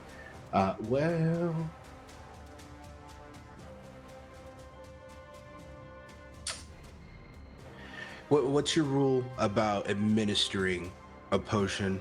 It is an action. It's a bonus action if you drink a potion for yourself. It's an action to administer a potion to someone in melee range with you, With someone in assuming melee that they are range? willing to receive such potion. Okay. Beth is apparently not giving consent for Sai to receive such a potion. So No. Feel free. Yeah. But also, you shook your head fuck no, that so guy. I assumed that meant. What you doing there, Ian? I'm For gonna what it's worth, administer- this guy in front of you looks pretty injured himself. Like these guys. Oh, he does. This. Oh wasn't- yeah, these guys have taken some hits. All right. Get him. Well, then we're just gonna keep pushing forward. So yeah, with the adamantium dagger, I'm gonna swing like ferociously at this guy's face. Beautiful. That's gonna be a 17 to hit. That is. Awesome. Thank the gods. He takes 7 points of damage on that first attack, Okay. and then I am going to swing at him again for my second and make that one a goading attack against them. And then of course they need to make a wisdom saving throw. wisdom save. Yeah. Oh, beautiful. That's a 26 to hit on the second one. That hits, and I got a 4. Awesome, because I'm the only one near, so of course that helps. And they'll take an additional 6 points of damage. Yeah, and that's pretty much it because I already used my bonus action, so I can't swipe at him again. All right. Yeah, we're gonna hold strong here. We're gonna do this. All right. Sai needs to make a death saving throw, please. I would love to.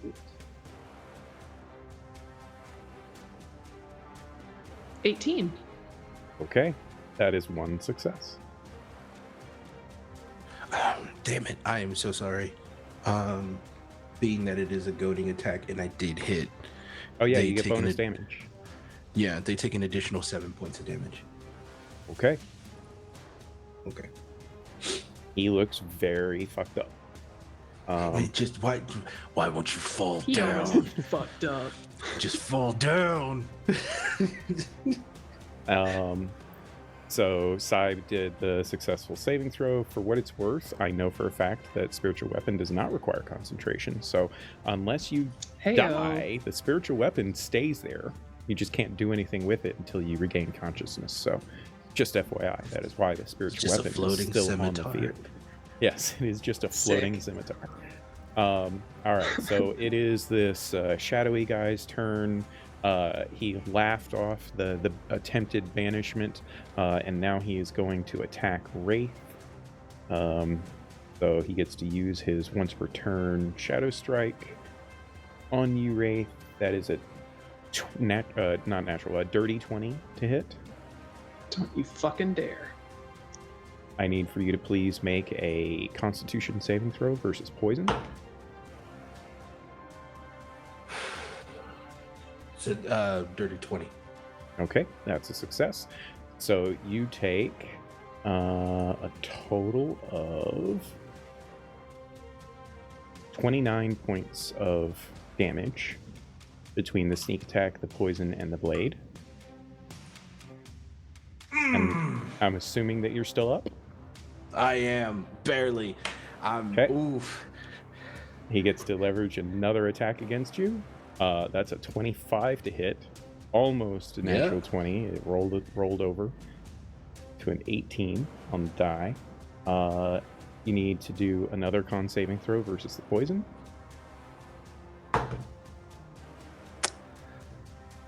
I hate it here. I got an 18. I'm sorry? I got an 18. Okay, great. Yeah, you succeed. So that is between the poison damage and the blade, that is a total of 19 points of damage. I am down. Oh, really? Yeah. All right. High fiving in the afterlife, bro. I had 9. Jesus. Okay. Love how the chat is saying Casimir set you guys up. it For sure. It feels like Absolutely. Yep. feels Rebellion like of our it. asses. I mean, right. Pulls the mask off. It was me. I promise you guys, Casimir did not set you up. Even if you might feel like that in the moment, that is not what happened. It is Casimir's turn.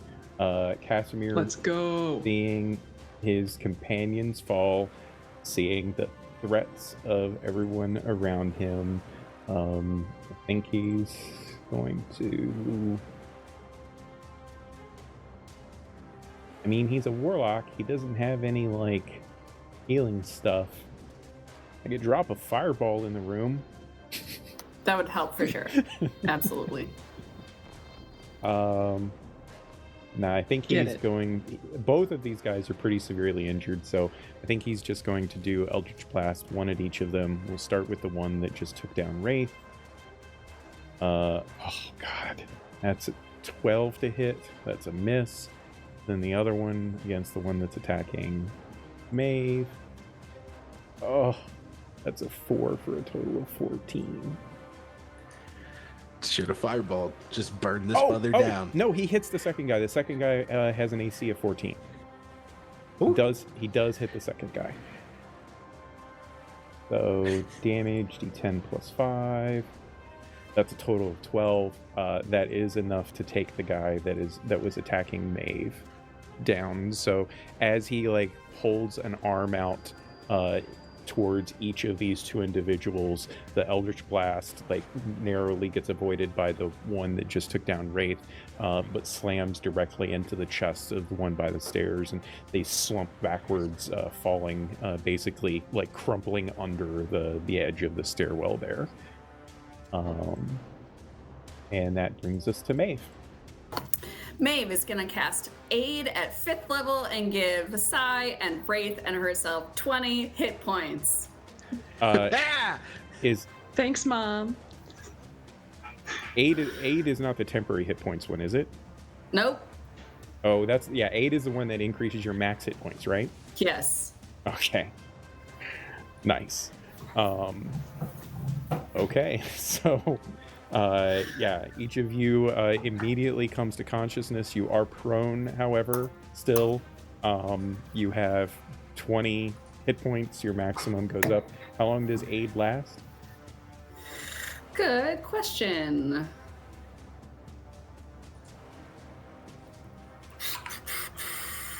Eight hours. Nice. So, yeah, you regain consciousness and feel perhaps a little bit worse for wear, but are bolstered at least somewhat by the magic of Maeve. Anything else there, Maeve? That is it for this turn. Okay, that brings us back to the top of the turn. Wraith, you are there, standing at the feet, or laying down at the feet of the man that had brought you into the realm of unconsciousness.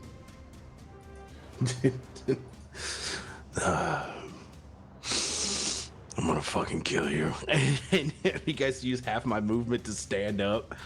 And like while I'm trying to stand up, actually, I'd like to do this to help me get up.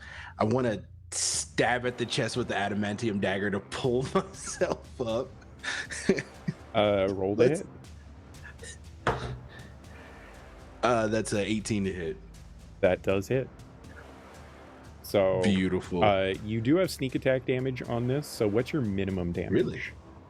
Yeah, because technically May or Sai is standing right there, or laying right there. Oh, yeah, they're both, okay. So minimum attack with sneak attack? Yeah, what would your minimum damage be with sneak attack? Like 6 or something? Be... No, because it's 2d6. So 5. 12. Well, no, 5? your minimum damage, not max. D6 plus 3 is 4. Yeah, 6 damage. If you roll ones on all your die, your minimum damage is 6. 6. He has 6 hit points. So how would you like to do this? It's just that, like coming back and seeing him saying that I'm gonna fucking kill you, and then just like roundhouse with the dagger, just and then like as they're going down, Wraith is standing up and he's like, okay, are we done here? So, yes, as Wraith uses the leverage of this man to bring himself back to his feet as he drops his cultish adversary to nothing, taking his life from him. The rest of you kind of look around the room, breathing heavily, and you see the bartender attempting to crawl out from underneath of the bar. But that's where we're going to go for our break, ladies and gentlemen. We will. Oh no, I want that bartender. We will. I'm sure you do. We will deal with the aftermath of all of that momentarily. We will be back, ladies and gentlemen, in just a few short minutes as possible. We're going to get up, stretch our legs, refresh our beverages, and we will see you once again very shortly. Bye for now.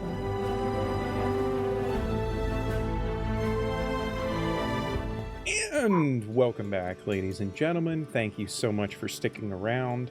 Yes, Glassjaws, we will attempt to give Rufus his treats, and as soon as I ask Jeremy how that works.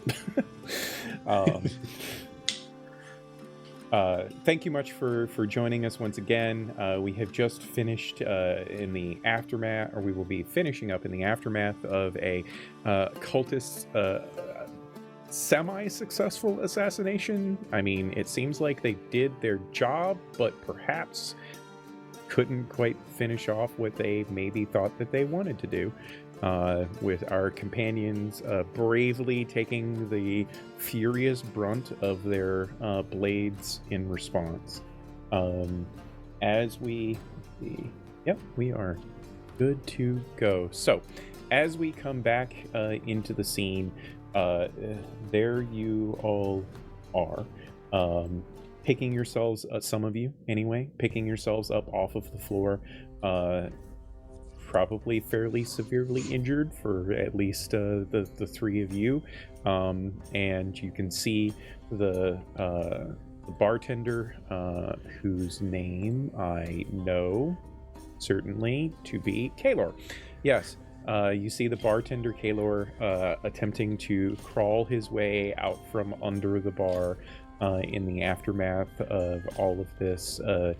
Ian, I think it was you who said you're all over that, right? Yeah, so excuse me. Once I noticed that Kalar's trying to maybe escape, I don't know, potentially, Wraith like goes over there as fast as he can, and everyone has really good perception or insight. They can see that like Wraith is enraged, and he goes over to the bartender and he grabs them kind of by the collar, and he's just like, "You knew about this," and pow, like wails on him. And then before Kalar could say anything, and he goes, "Then just let that happen," and he pow hits him again. Like, it's, I'm not gonna get too much into it, but he's really giving it to this person. Okay. Yeah. Does Sai or Maeve do anything in response to this? Like, what are Sai and Maeve doing as this happens? Like, in the aftermath of everything and seeing Wraith kind of going off. Well, Sai would get up rather gingerly, but quickly make their way over to the dead companion of ours, and I'll look to Casimir and just say, "Do we need to bring him back?" Casimir, I think, is focused very much on Wraith and is like moving over to Wraith as you say this, and he just kind of looks over at you and just kind of shrugs for a second. I don't know if you can. They use poisons, and he just immediately surges over towards Wraith. What is Maeve doing in this moment? Maeve would have said to Casimir, make sure Wraith doesn't kill him, and then would head toward are there like windows in this place? Yes. She would look out the windows to see if anyone is looking toward this inn, if we've made any ruckus. She's trying to make sure that no one else is gonna come barging in on them. Sure. Go ahead and give me a ruckus. perception check. We can resolve that one pretty quickly. And Sai, if you want to give me a medicine check, you can. And I'll say you have advantage on it because of what transpired earlier in the day. I got a 13. Yeah, it's dark outside. There's, with it being a desert and 3 moons, you can see quite well, right? This is not a scenario where you just can't see anything. Like, you see the streets, you see the buildings across the street. Everything is in night and shadows and such, but fairly decently illuminated by the reflection of the suns across the moons. And this is also a shady part of town. You see no one. Like, the streets are basically deserted. As far as you can see, and you like move to the door and check a couple of windows, and as far as Maeve is concerned at this point, there's no one coming that she can see. What'd you get on your medicine check there, Sai? 21. Yeah. As Sai approaches, they can see the same black veins that they saw in the individual the cultist that had ended their own life earlier in the day. And based on what he knew from that experience, this is a kind of poison that, short of the most powerful of resurrection magics, you're not going to be able to bring this individual back. Yeah, then I think Sai would start going through the basic steps that a night warden does, and sort of, reaches out spiritually to Nocturnus and just sort of starts that process quietly. Right. So Ian, as Wraith gets several punches in on the bartender, you're basically like leveling this guy. Like, he's a fairly normal sized guy, a little bit, heavy, in the gut, but not someone that is used to or realistically built for combat. And so like you wail on him several times, and he gets very delirious very quickly from the impacts. And as you are laying into him, Casimir comes over and just like grabs onto your shoulders, like hooks an arm, basically tries to stop you from killing him, and says, "No, we need him for information. Please stop, my friend."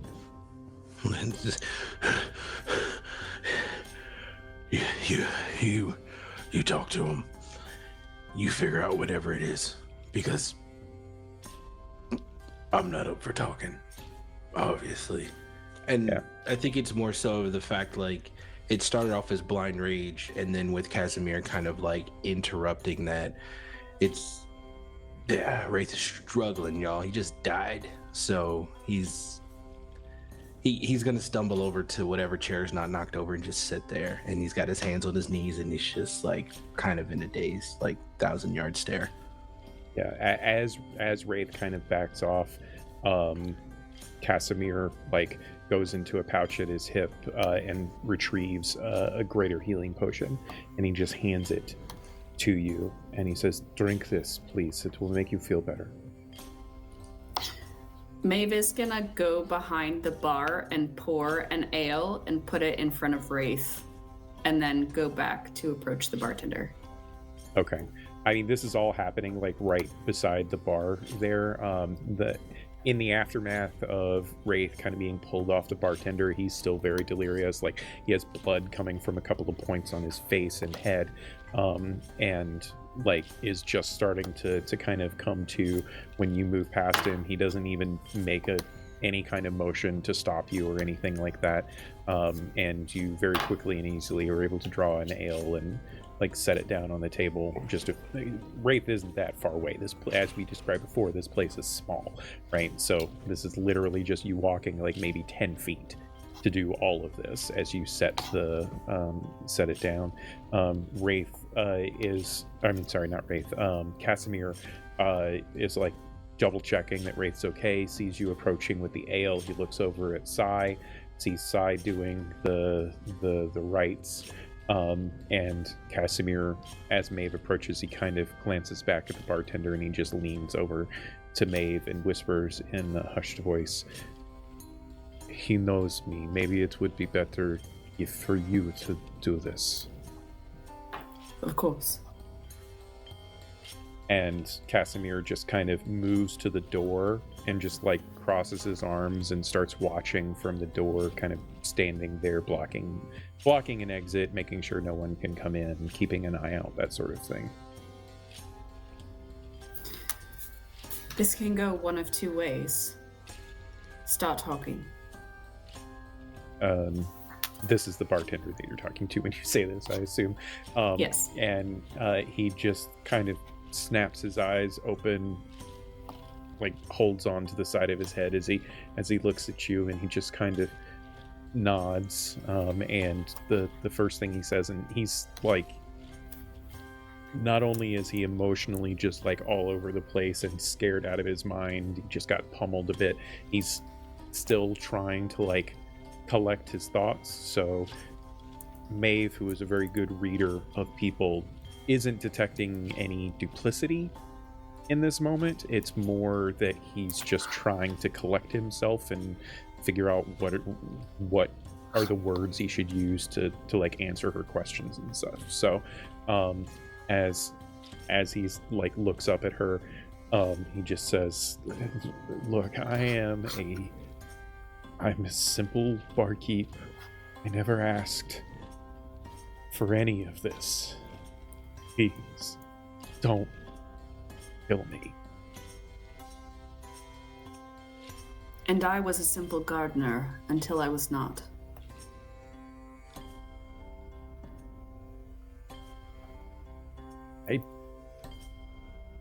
I don't know much about these people.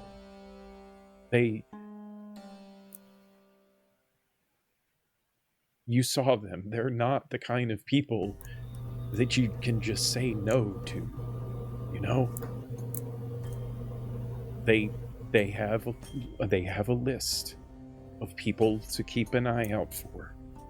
And the alchemist is on that list.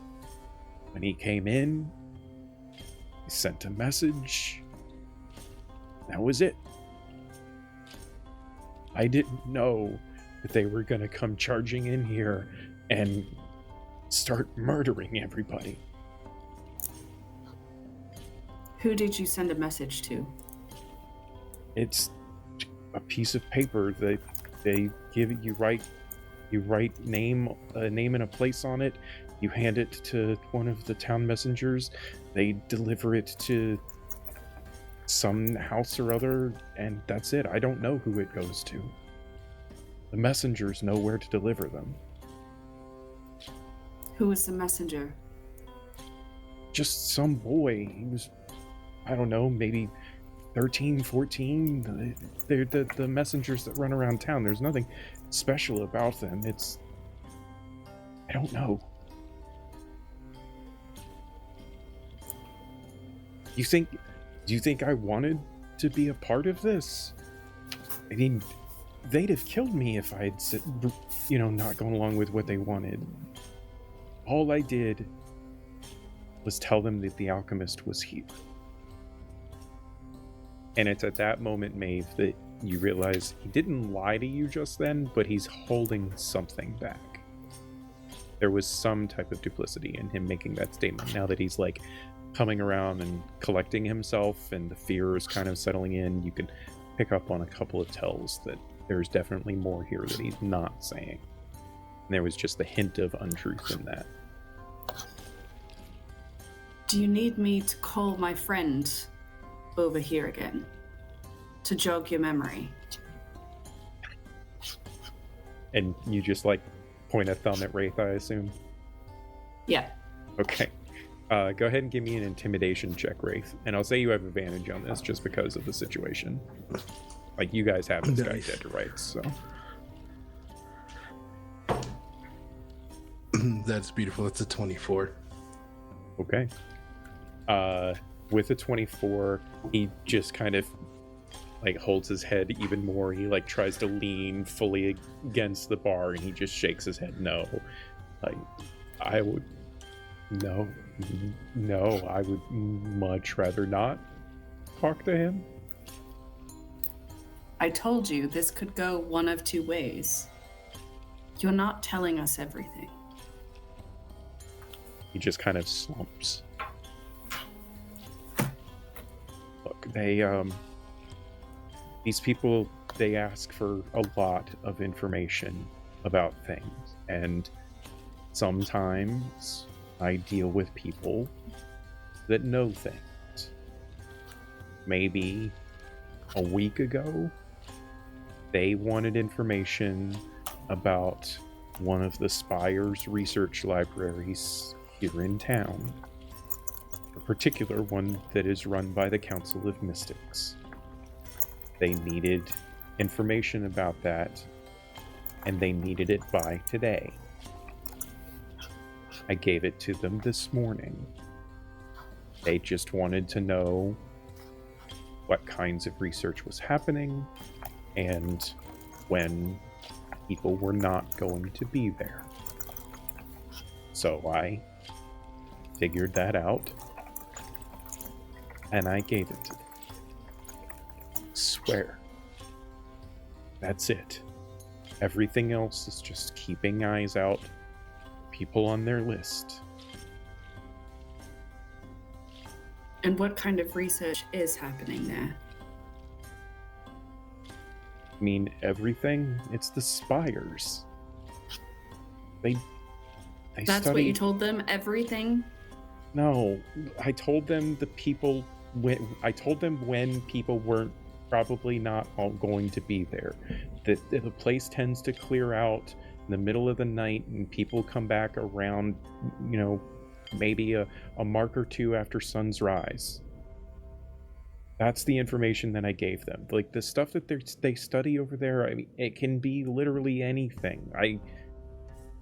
They dig up a lot of stuff from the catacombs. They bring up a lot of artifacts and tomes and stuff from beneath the city And that's where they research it.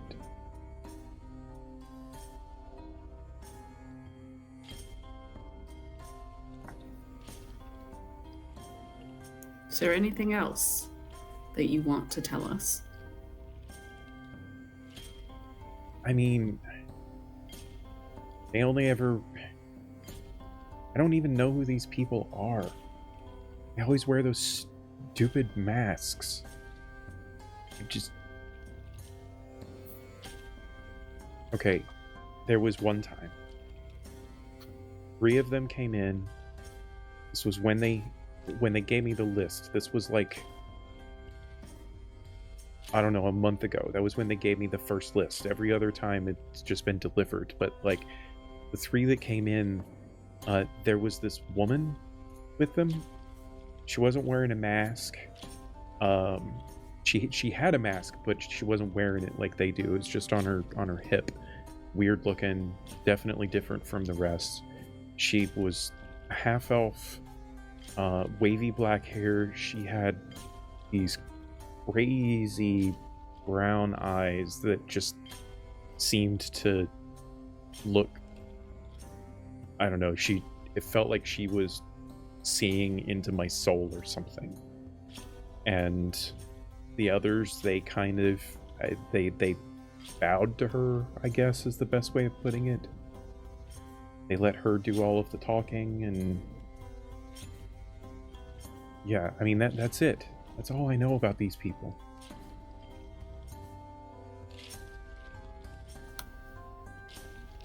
Who else was on the list? Hang on. And he goes from behind he stands up, cautiously and carefully moves over to behind the bar. He opens like a small drawer and he pulls out a small piece of paper and he just like hands it to you. There's like a handful of names on it, none of which you recognize. The bartender just kind of points to a couple of them and he says, that's one of the local armorers. 2 of them are mages here in town that do a lot of delving into the ground, and then the other 2 are usually escorts or scouts for the city. Just supposed to keep an eye on them and tell them, when they show up or whenever I see them and where they're going and that sort of thing. I did not know that they were going to come in and kill him. I swear. Nothing like that has ever happened.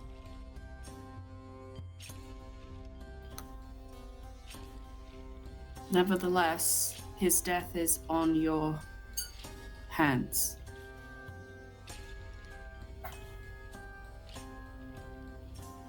It is the price that you will pay for having worked with them.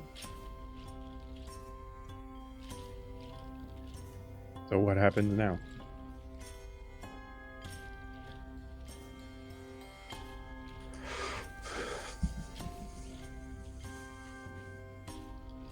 Well, Ray stands up from the bar.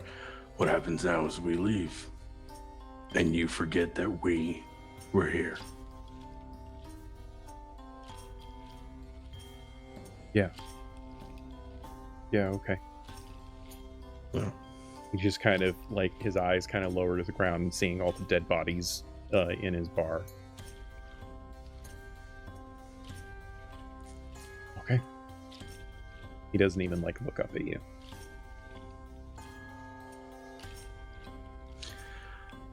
I think we should go.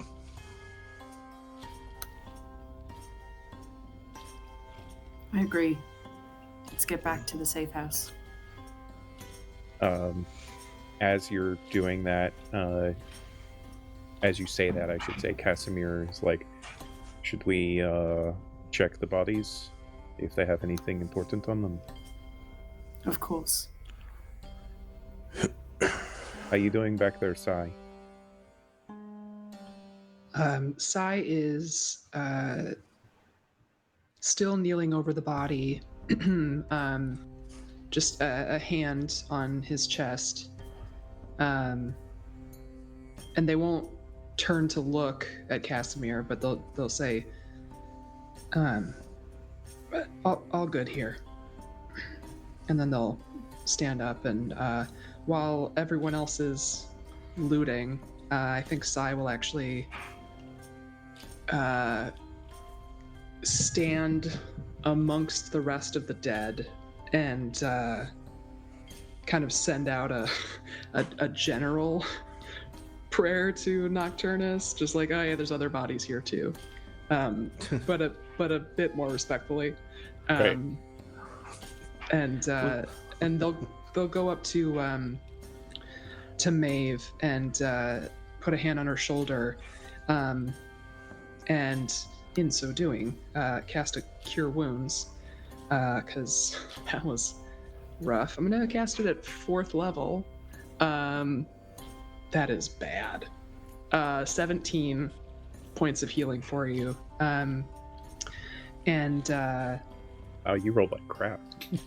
I know it was real bad. And Si'll just say, I'm sorry that it turned out like that. Maeve will reach up and put her hand on Sai's and say, I am too. I mean, I guess I wasn't assessing properly. I should have known that it was kind of getting to that bad place. If I had paid attention a little bit closer, maybe I could have healed up a bit, and we could have avoided that entirely. This is not your fault. You did everything you should have. It was too close, though. So it won't happen again. I trust you, Sai.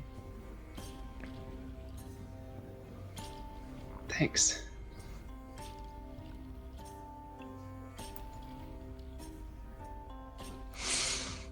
So Casimir and I'm assuming Wraith would be part of this too, kind of go through the pockets, so to speak, of the cultists, and you come away with not much, but what you do come away with is interesting.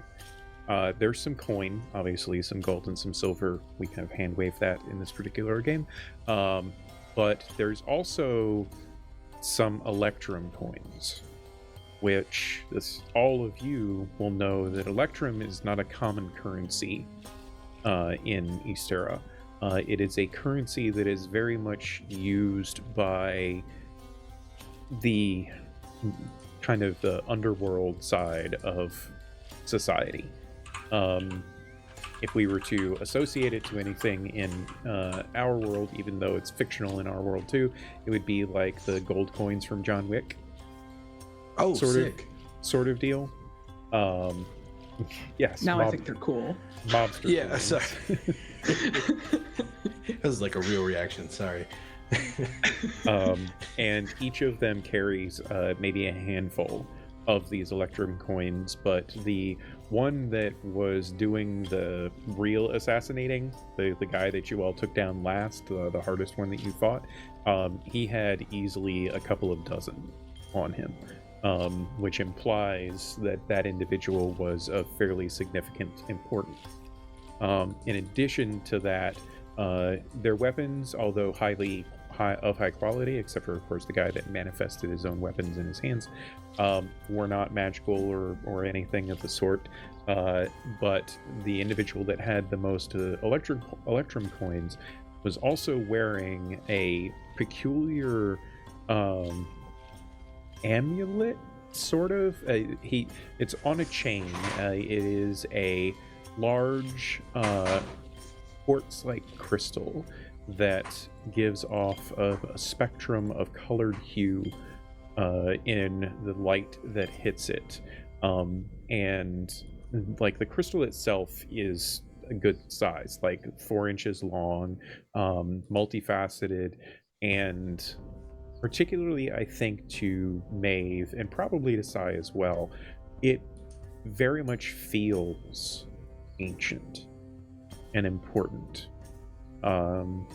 And plainly has a magical quality to it. And so that is, of course, something you would want to take. There is also a letter kind of folded up in this gentleman's sleeve, except when you pull out the letter and you look at the writing upon it, it's gibberish. Like, it's complete and utter just nonsensical. And Casimir is able to tell you very easily that the cultists, this is not the first time that he has seen their writing. They use coded language and such in their writings in order to keep people from knowing what is being said.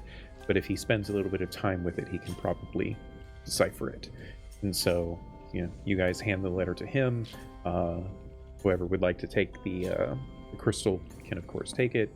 The coins, you can do whatever you like with. But you, I'm assuming, wish to get away from the crime scene as quickly as possible at this point. So, as you head out and make your way back across town, there is a certain amount of silence, particularly from Casimir. He's a little bit hard to read, but I think Maeve maybe has just a little bit more insight into him generally than perhaps Sai does, and maybe Sai is distracted, but Maeve in particular would probably notice that Casimir is not taking what transpired just then very well. And any reflection with him, I don't want to roleplay it out because I don't want to step on Kev and his role-playing with his character, but Casimir does not feel good about his companions almost dying, as they did in that particular fight, especially when he came out unscathed. And so, if there is any talk between you, maybe Maeve just leaves it for now. It's very much that he feels that he perhaps let Maeve in particular down during that. But all of you make it back to the safe house.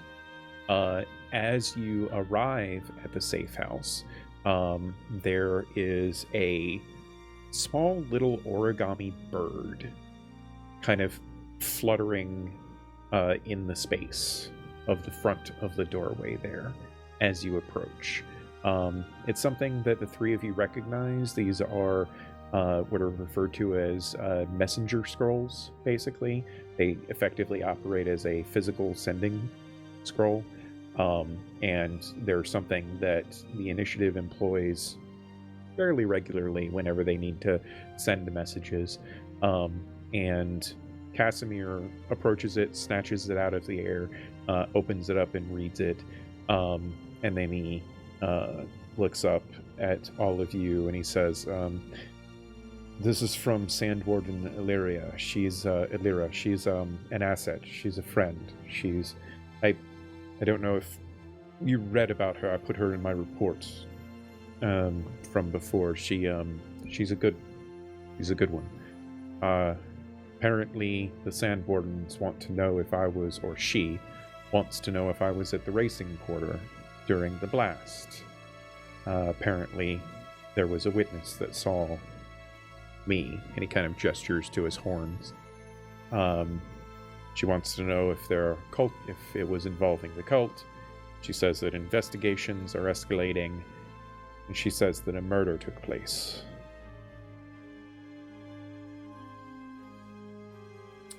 So I guess I'm going to have to go and have a conversation with her. And he just kind of sighs and moves into the safe house.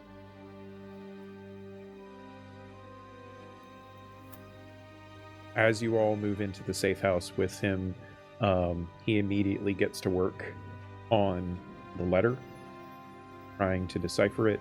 He says it shouldn't take him long. You all should take some time and start recuperating.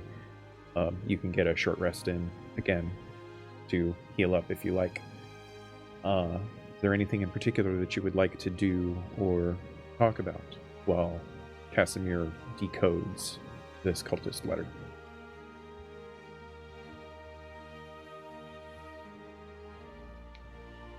Well, Healing up, I think, is top of mind. And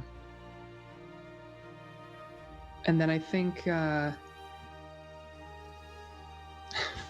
of habit, I know that Sai, after stuff like that goes down, spends a fair amount of time casting the mending spell on their really awesome coat that they wear. It's too nice to, leave it like that. So definitely spend some time with that. Wraith or Maeve?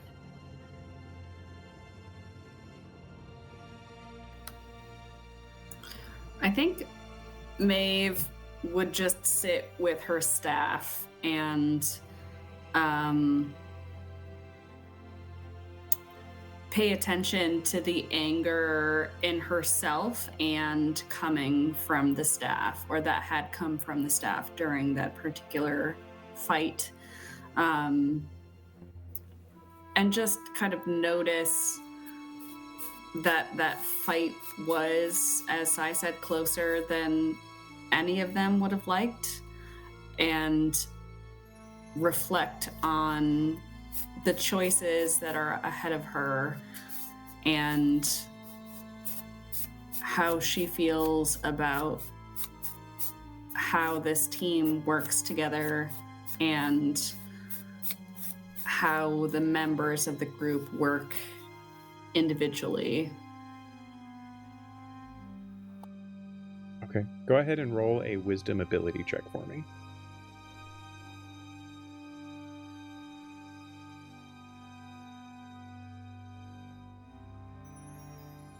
Dirty 20.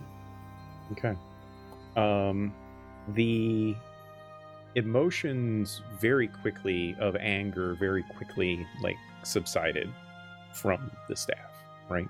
And particularly in this moment of reflection, I think that Maeve is feeling a sensation of perhaps sorrow or sympathy from the staff directed at her instead of outwardly this time. What about you, Wraith? I think in this moment, Wraith is cleaning his hands in whatever water basin or whatever is there, and he's just kind of really focusing on that.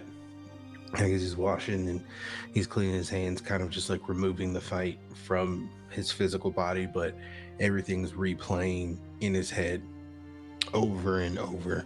And he's upset with himself that he was downed, especially when everyone else pretty much needed his help the entire time. But then he's also struggling with the idea, towards the beginning of the fight, kind of mowing through the first two and working on the three, that was the clearest that his mind has been since their previous encounter. And part of him is a little bit happy for the clarity, right? Because it was kind of as if the fog was lifted after a while. But then he's also nervous and scared at the fact that cleared his mind. And he feels really bad about beating up the bartender. And that's kind of adding to his concern that impulse happened when before, if that impulse were to come up, he had a better opportunity of controlling it or subduing it. But in this moment, there was none of that. It was just completely free-flowing. And then he goes back into that 1,000-yard stare as he's rubbing his hands repeatedly in this water basin. Gotcha. Sorry, did you have anything you wanted to do, Beth? Yeah, so Sai,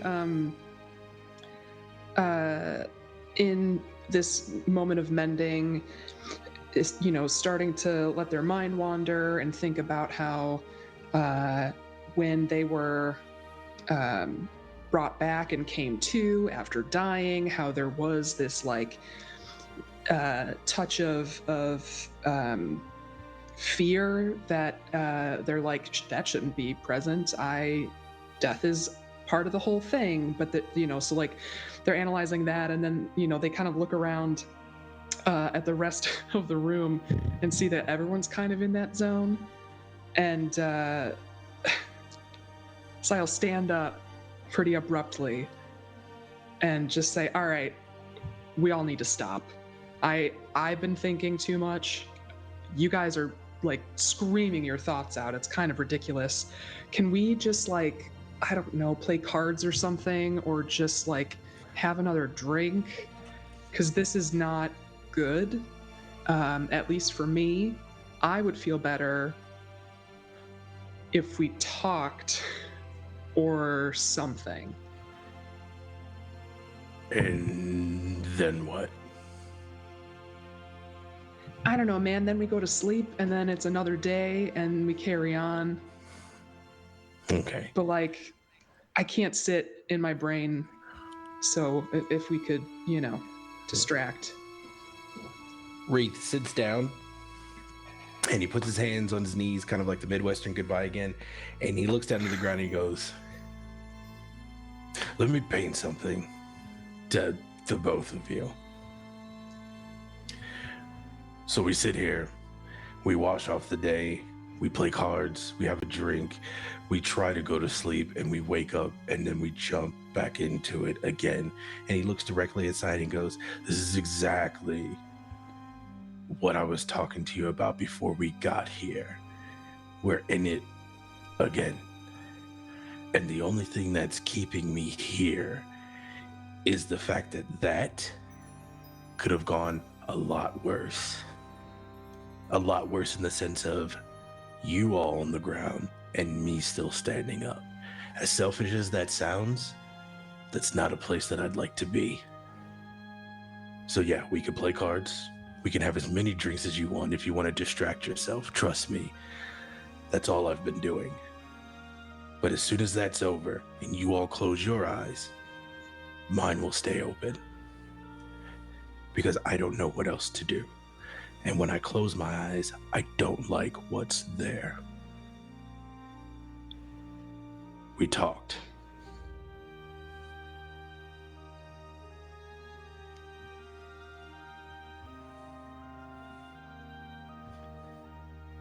Well, fuck.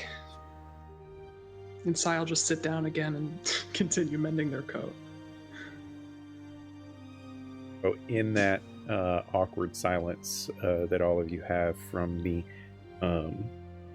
dealing with your own thoughts of that particular circumstance, Casimir remains silent himself, seems furiously working. He's pulled out a few notes that he has from the previous times that he has decoded these messages, and he finishes writing on a separate piece of paper what he thinks is the decoded message, and he walks over to Maeve, and he just hands it towards her as if, asking if she wants to be the one that reads it. She'll take it from him after a moment.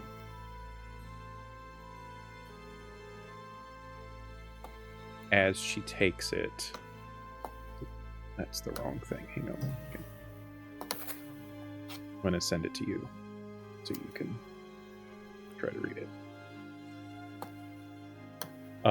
As she takes it, Casimir just kind of steps back. He kind of crosses his arms, kind of not in the same way as Wraith is dealing with his things, but even Wraith is able to notice in this moment that Casimir is dealing with his own things as well, particularly because he's not perhaps as chatty as he was before. And there's a moment where the two of them kind of lock eyes with one another, and there's an almost recognition, at least from Casimir's side, and a nodding of understanding as Maeve is reading the letter. You've done good work, my friend. And she will read what he has translated. Esteemed acolyte Malrin, our path is illuminated clearer than ever. The ward shard amulet, the linchpin of our great endeavor, rests securely within the confines of the Spire's research library. Such potent power, yet so naively guarded by those blind to its true essence. Your services for the upcoming assassination are paramount. With that obstruction removed, we will successfully secure clandestine access to the escape passages of the library. These will allow us to bypass the library's feeble defenses and procure the amulet without raising the alarm. Timing is paramount, Malrin. We must strike swiftly. Once you have completed that assassination of the concourse engineer, Brother Adran will receive the amulet and we can move the operations into the catacombs. The lost tomb awaits, and with it the realization of her prophecies. Our dawn of dominance is near, and all of Ysterra shall witness our rise with hers. In eternal allegiance, Emissary Keldrin.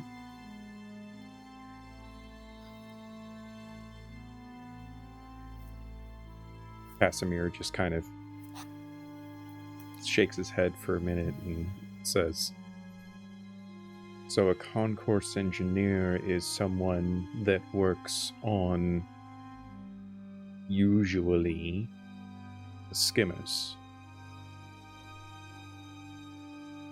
Maybe that's what the Sand Warden was referring to, and that someone was murdered. And they used the explosion to perhaps cover their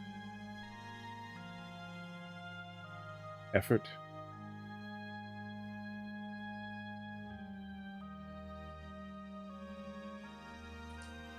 So, then what is that? Obviously, that's the amulet they're talking about. Pointing at the amulet.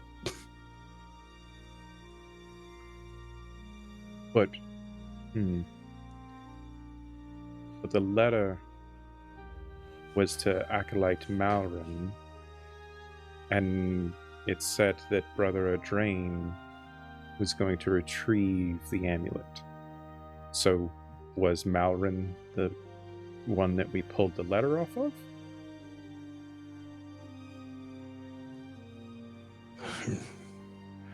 Can't ask him. What was that? We can't ask him. Nope. Or can we? Looking over at Sai, or can we? We could, but I don't know that it would be wise to go back there. But can we call somebody in Alperatum to, I don't know, send a cleaning crew or something? Like, I mean, we don't have a lot here. You're looking at the entire presence we have here in this city. we're the cleaning crew. Or Okay. the messing crew, whatever way you want to look at it. A little of both. Who currently has the crystal? I think Maeve would have taken it. What did she do with it? Put it in a pocket. Hey, or a pocket's butt.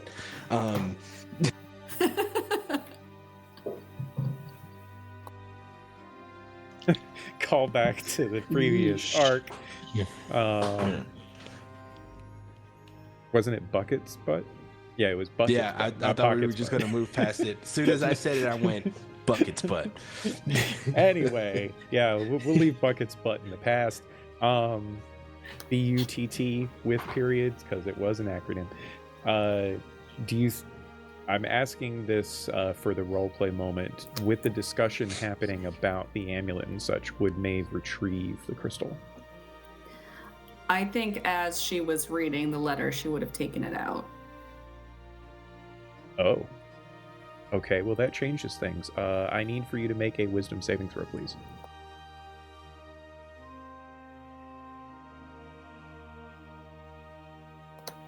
That is a 14 on the die plus 8. Okay.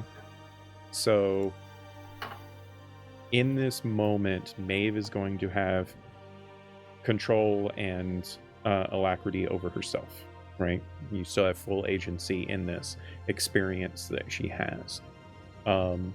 As she's reading, this may change some of the roleplay that we just did a moment ago, but actually, you know what? I'm just going to say that as she is reading the letter, she feels the crystal getting slightly warmer in her hand, and maybe that causes her to falter a little bit as she is reading. But because she succeeded at the saving throw, she finishes reading the letter, and before or while all of the interaction stuff was going on with everyone else, Maeve experiences a vision of things. The ethereal whispers of the crystal in her hand transport her to a world long forgotten. She's standing in the desert sands, kind of, I guess, as expected. She feels that she is supposed to be here in this moment, but because of successfully doing the save, she feels like an observer to this moment, not necessarily a person in the moment, right? If that makes sense. But she feels and experiences everything. The fine golden sand kind of as the wind blows, kicking it across her legs. She can feel the air, probably more like a spring-like air, still warm and hot, but in the desert, in the spring, in the desert, it's actually quite comfortable in a way. The twin suns rising high in the sky above, as if this is around the highest sun mark, so around noon. And she can feel all of these memories occurring in her own mind, experiencing them like this. And she knows somehow instinctively, perhaps it's something that the crystal is imbuing within her, that these are memories from ancient times. From maybe, probably before even the recorded histories can tell. And ahead of her, and not too far distant, maybe just a few hundred feet, there is a formidable, almost, what would be the way to describe this? A mountainside temple that stands in the far distance.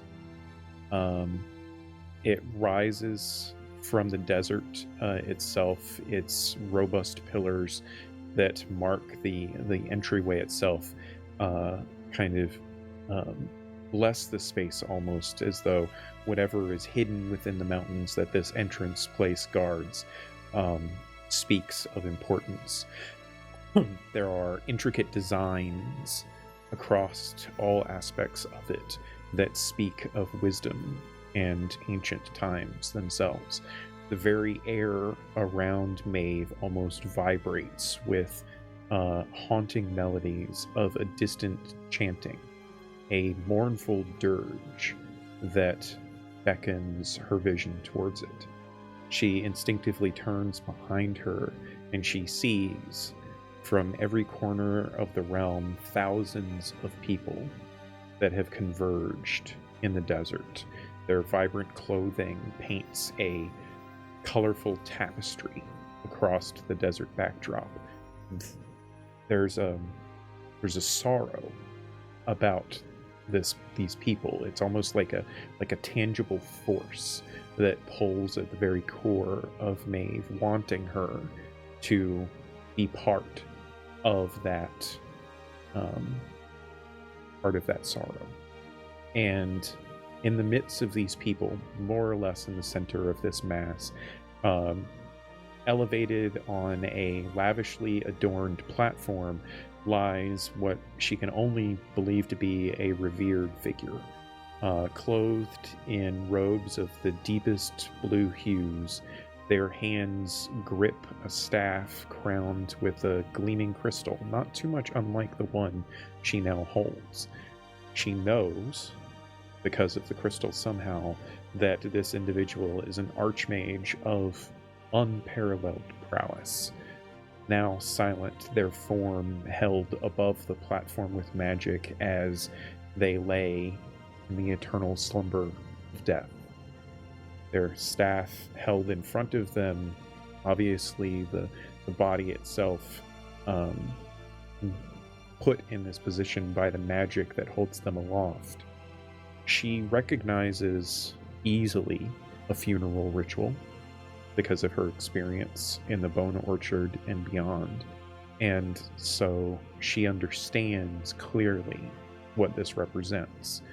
And as each step of this mournful ascent gets closer towards the temple's entrance, the dirge grows louder. There are a few individuals clamoring upon ceremonial drums with more insistence as they continue to make their way. Once they reach the Archmage's sanctum for their eternal rest, deep within the temple, there is a sensation of reverence, not necessarily from the people, but from the temple itself, as if the temple is ready to embrace its honored guest, ready to become a tomb, as it were. And as this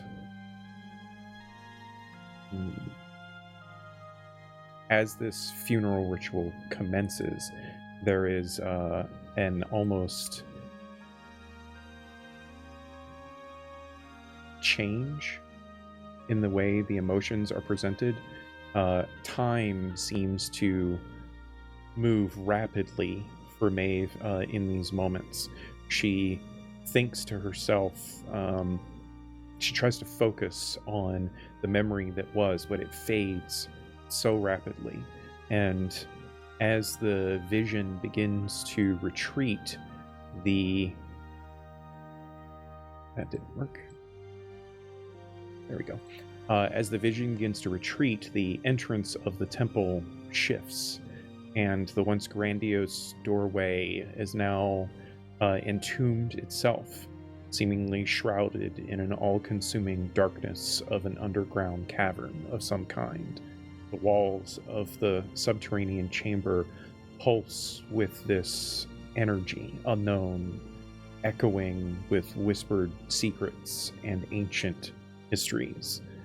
But then, seemingly with a kind of gentle sigh, as if the crystal possesses some kind of consciousness in a way, the crystal releases its grip on Maeve and draws you back to the present. But you can feel the weight of what you just saw.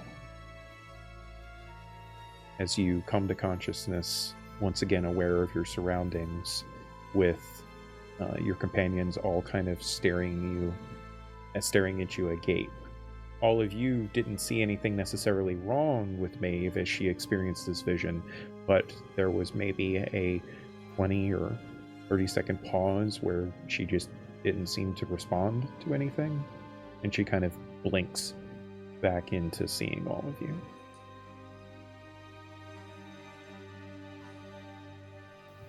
Are you okay? I think so.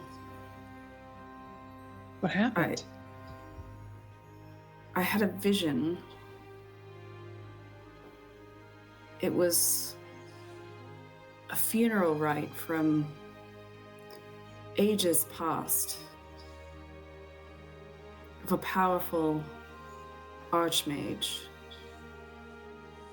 who I think is now buried beneath the city in the catacombs.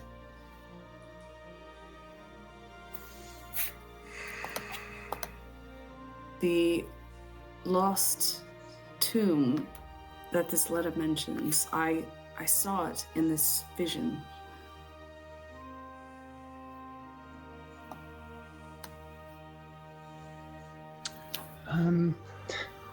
Did it did it make you feel any particular way? I mean, do you feel like you gained insight?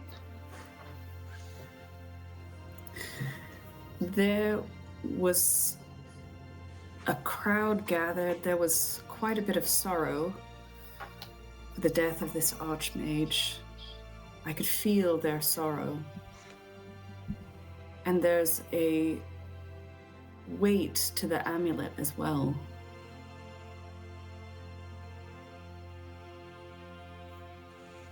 This this temple. Do you think that's where the what or where the cultists are looking for?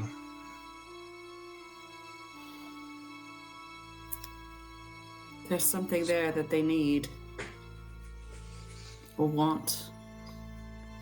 It's obviously that thing that you have, or that's a piece of it in some kind. Part, yes. Casimir kind of steps up and clears his throat, tries to speak with, certainty, even though he's very uncertain about what he says. So if I'm understanding what you're saying, that crystal gave you a memory? Is that right? It seems so, yes. That's interesting, because a couple of months ago, I received a report from it's one of my contacts, that the Spires have been investigating these objects that they've been recovering for a very long time from the ruins beneath the sands that are referred to as mimetic crystals. They contain repositories of knowledge from what Albrath used to be eons ago. And interesting, because they haven't had a lot of success in unlocking them. But somehow this one gave you a vision of something?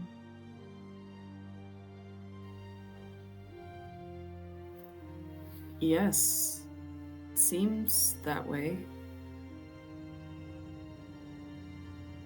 It's curious. As Maeve is kind of looking around a little bit confused, she can see the tendril of black energy in her staff manifesting itself and kind of just slowly creeping around the edges of the staff, almost like a snake or a worm, just wrapping itself around the edges. And she feels a sense of fulfillment, like, the kind of feeling you get from a job well done moment. Perhaps our earlier encounter with the unnamed ascendant has helped us in more ways than one.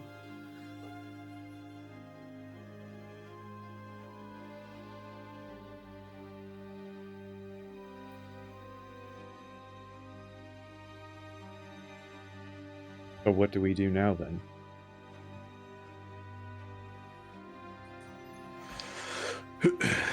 So what do we do now? I mean, obviously this crystal is important to the cultists. They're going to want it back. Don't imagine that the bartender is going to be able to quite so easily forget everything about us. We're safe here for maybe a night, but I think we need to move on. I can find us another safe house relatively easily. We need to figure out what we want to do. Given what we just fought, not so sure that we should try to take on these cultists head on, considering that they sent that for dealing with some sniveling alchemist. They have a lot more resources than I had originally thought.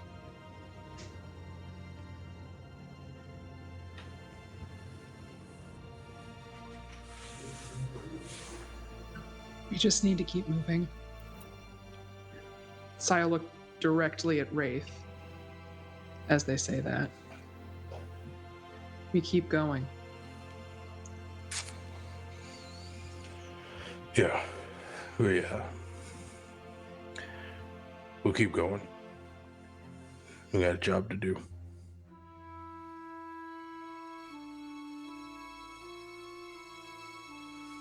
Asimir kind of nods and then looks over at Maeve. I don't know how populated the catacombs are with cultists, but perhaps we should go in search of this lost tomb as well. Well, the catacombs generally don't have a lot of people. It's kind of hard to get access to them in the first place. I can probably leverage the Sand Warden to maybe get us past. There's only a handful of entrances in the city that lead down. They're all guarded. The spires and the Council of Mystics, they don't let just anyone down. You have to have a lot of connection to go down there. But I might be able to leverage Lyra, at least get us in the door. That would be a great help. It's usually all we need. All right then. I need to go talk to her anyway, and tell her I didn't kill anybody at the racing quarter anyway. Like I said, I think we're safe here for the night. I'll go have that talk with her and be back as soon as I can. Guess we're heading into the catacombs. Catacombs. Do you need any aid tonight? No, I'm used to moving around by myself, so Lyra's a friend. I'm good. All right. You know where to find us if you need any of us. Oh, I'll send a message. I'm sure you will. And he just kind of looks at Sai and Wraith for a moment and nods and heads out.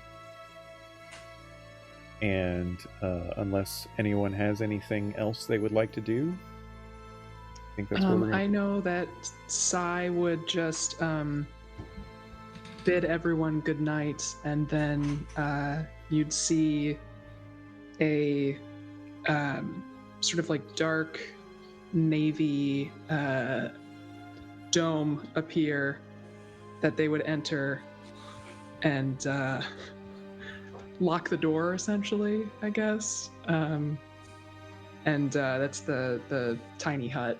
Yeah. Inside, it's all covered with what looks like the night sky, so lots of stars and things. And they'll just try to sleep there.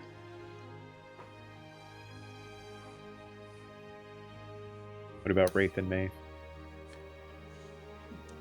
He finds a corner and just kind of turns his back to everybody and tries to go to sleep. All right. Maeve is 100% feeling like the group mom at this moment, and like goes and lays a blanket on Wraith and is like a little sad that Sai is now inaccessible and she can't like tuck them in. Don't you hate when the kids slam their bedroom door? Yes, yes, you really do. And will just sort of pat Wraith on the shoulder and then go find her own corner. All right. And on that note, ladies and gentlemen, we will call it there for the evening. That was amazing roleplay by all of you. Thank you so much for joining us. We're going to go around the table here and give everyone an opportunity to outroduce themselves, tell everybody where they can be found on these vast interwebs of things and what they're up to, and we'll keep things going like we did before, starting with the wonderful, the amazing, the Beth Masco. The Beth Masco, yes, that is how I am known. You can find me all over the place at Beth Masco. You'll find me here on the Wanderer's Haven channel quite a bit. We've got a lot of fun stuff coming up. I have a couple things down the line that are still awaiting some dates. So when that all comes together, I'll let you guys know. But tonight, as I have been, I played Sai, who is having a moment, hopefully to wake feeling all the better.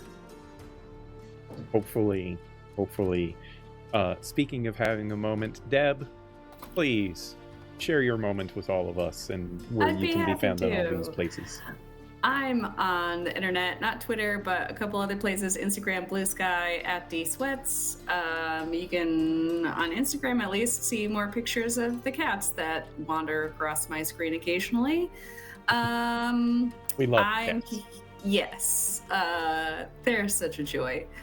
I'm here on Wednesdays, and it's so great to be here playing Maeve, the plant witch, and this was an episode that I did not expect to have so many emotions about.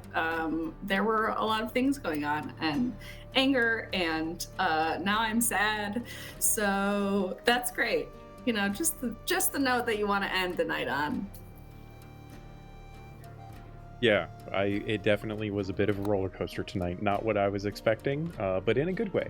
I love it when, things are unexpected, because if everything turned out the way I thought it would just be boring. Speaking of not being boring, I think that we should let Ian, the man, Maus, please, bro, tell everybody what you're up to and where you can be found. Yeah, another good episode. I will say this: it's not an Ysterra episode unless you have a full-blown Miko ASMR storyteller moment in the beginning, and then at some point, Deb's character reading a letter. like we are on theme. Yeah, we're developing. That's how you know the arc is official. Is when, of course, those things happen. But yeah, everybody, I'm Ian, or your boy Big on all social media, whatever you have. It's YABOIBIG, and of course, I will be here Wednesday, continuing this lovely arc as Wraith, the rogue fighter who is battling a lot of things right now. Definitely grounded. In more ways than one. More ways than one. I do a lot of stuff now. So definitely, if you would like to know what I'm doing next, what's coming up, do please follow me on my Twitter. The most prevalent would be this Friday, be on Magic RPG's channel. They're doing a full day of D&D charity stream for Save the Children to help in children's literacy. So definitely pop over there, have some fun, and hopefully you can help out, donate. If not, enjoy the ride. It's a good bunch of people that are casted for both games, so it's gonna be good. Most definitely. We should. What channel is that again? Glassjaws was asking about it. Oh, Magic RPG. I will just put the name in there. I don't have a link. but but yeah, good group of people. Definitely check them out. They are definitely a good group of people. We love getting to work with them whenever we can, and yeah, highly encourage you guys to tune in for that, especially because it's for the kids. For the It's kids. for the kids. No, that's awesome. So yeah, we're actually. I am Miko, by the way, otherwise known as the OKSGM. We are going to. Please tune in to the channel. We got all kinds of awesome stuff coming up, including this weekend. We've got Sentience game on Saturday. We've got Cortex Prime on Sunday. We've got Miniature Mondays on Mondays, of all things. And then we'll be back here next week for part 3 of Chaos Song. So yeah, looking forward to all of that. We're going to raid over Dark Tales right now, so please stick around, give them a shout in the chat. Tell them where you came from when you get there. And yeah, we will see you all again next week. Have a good night, everyone.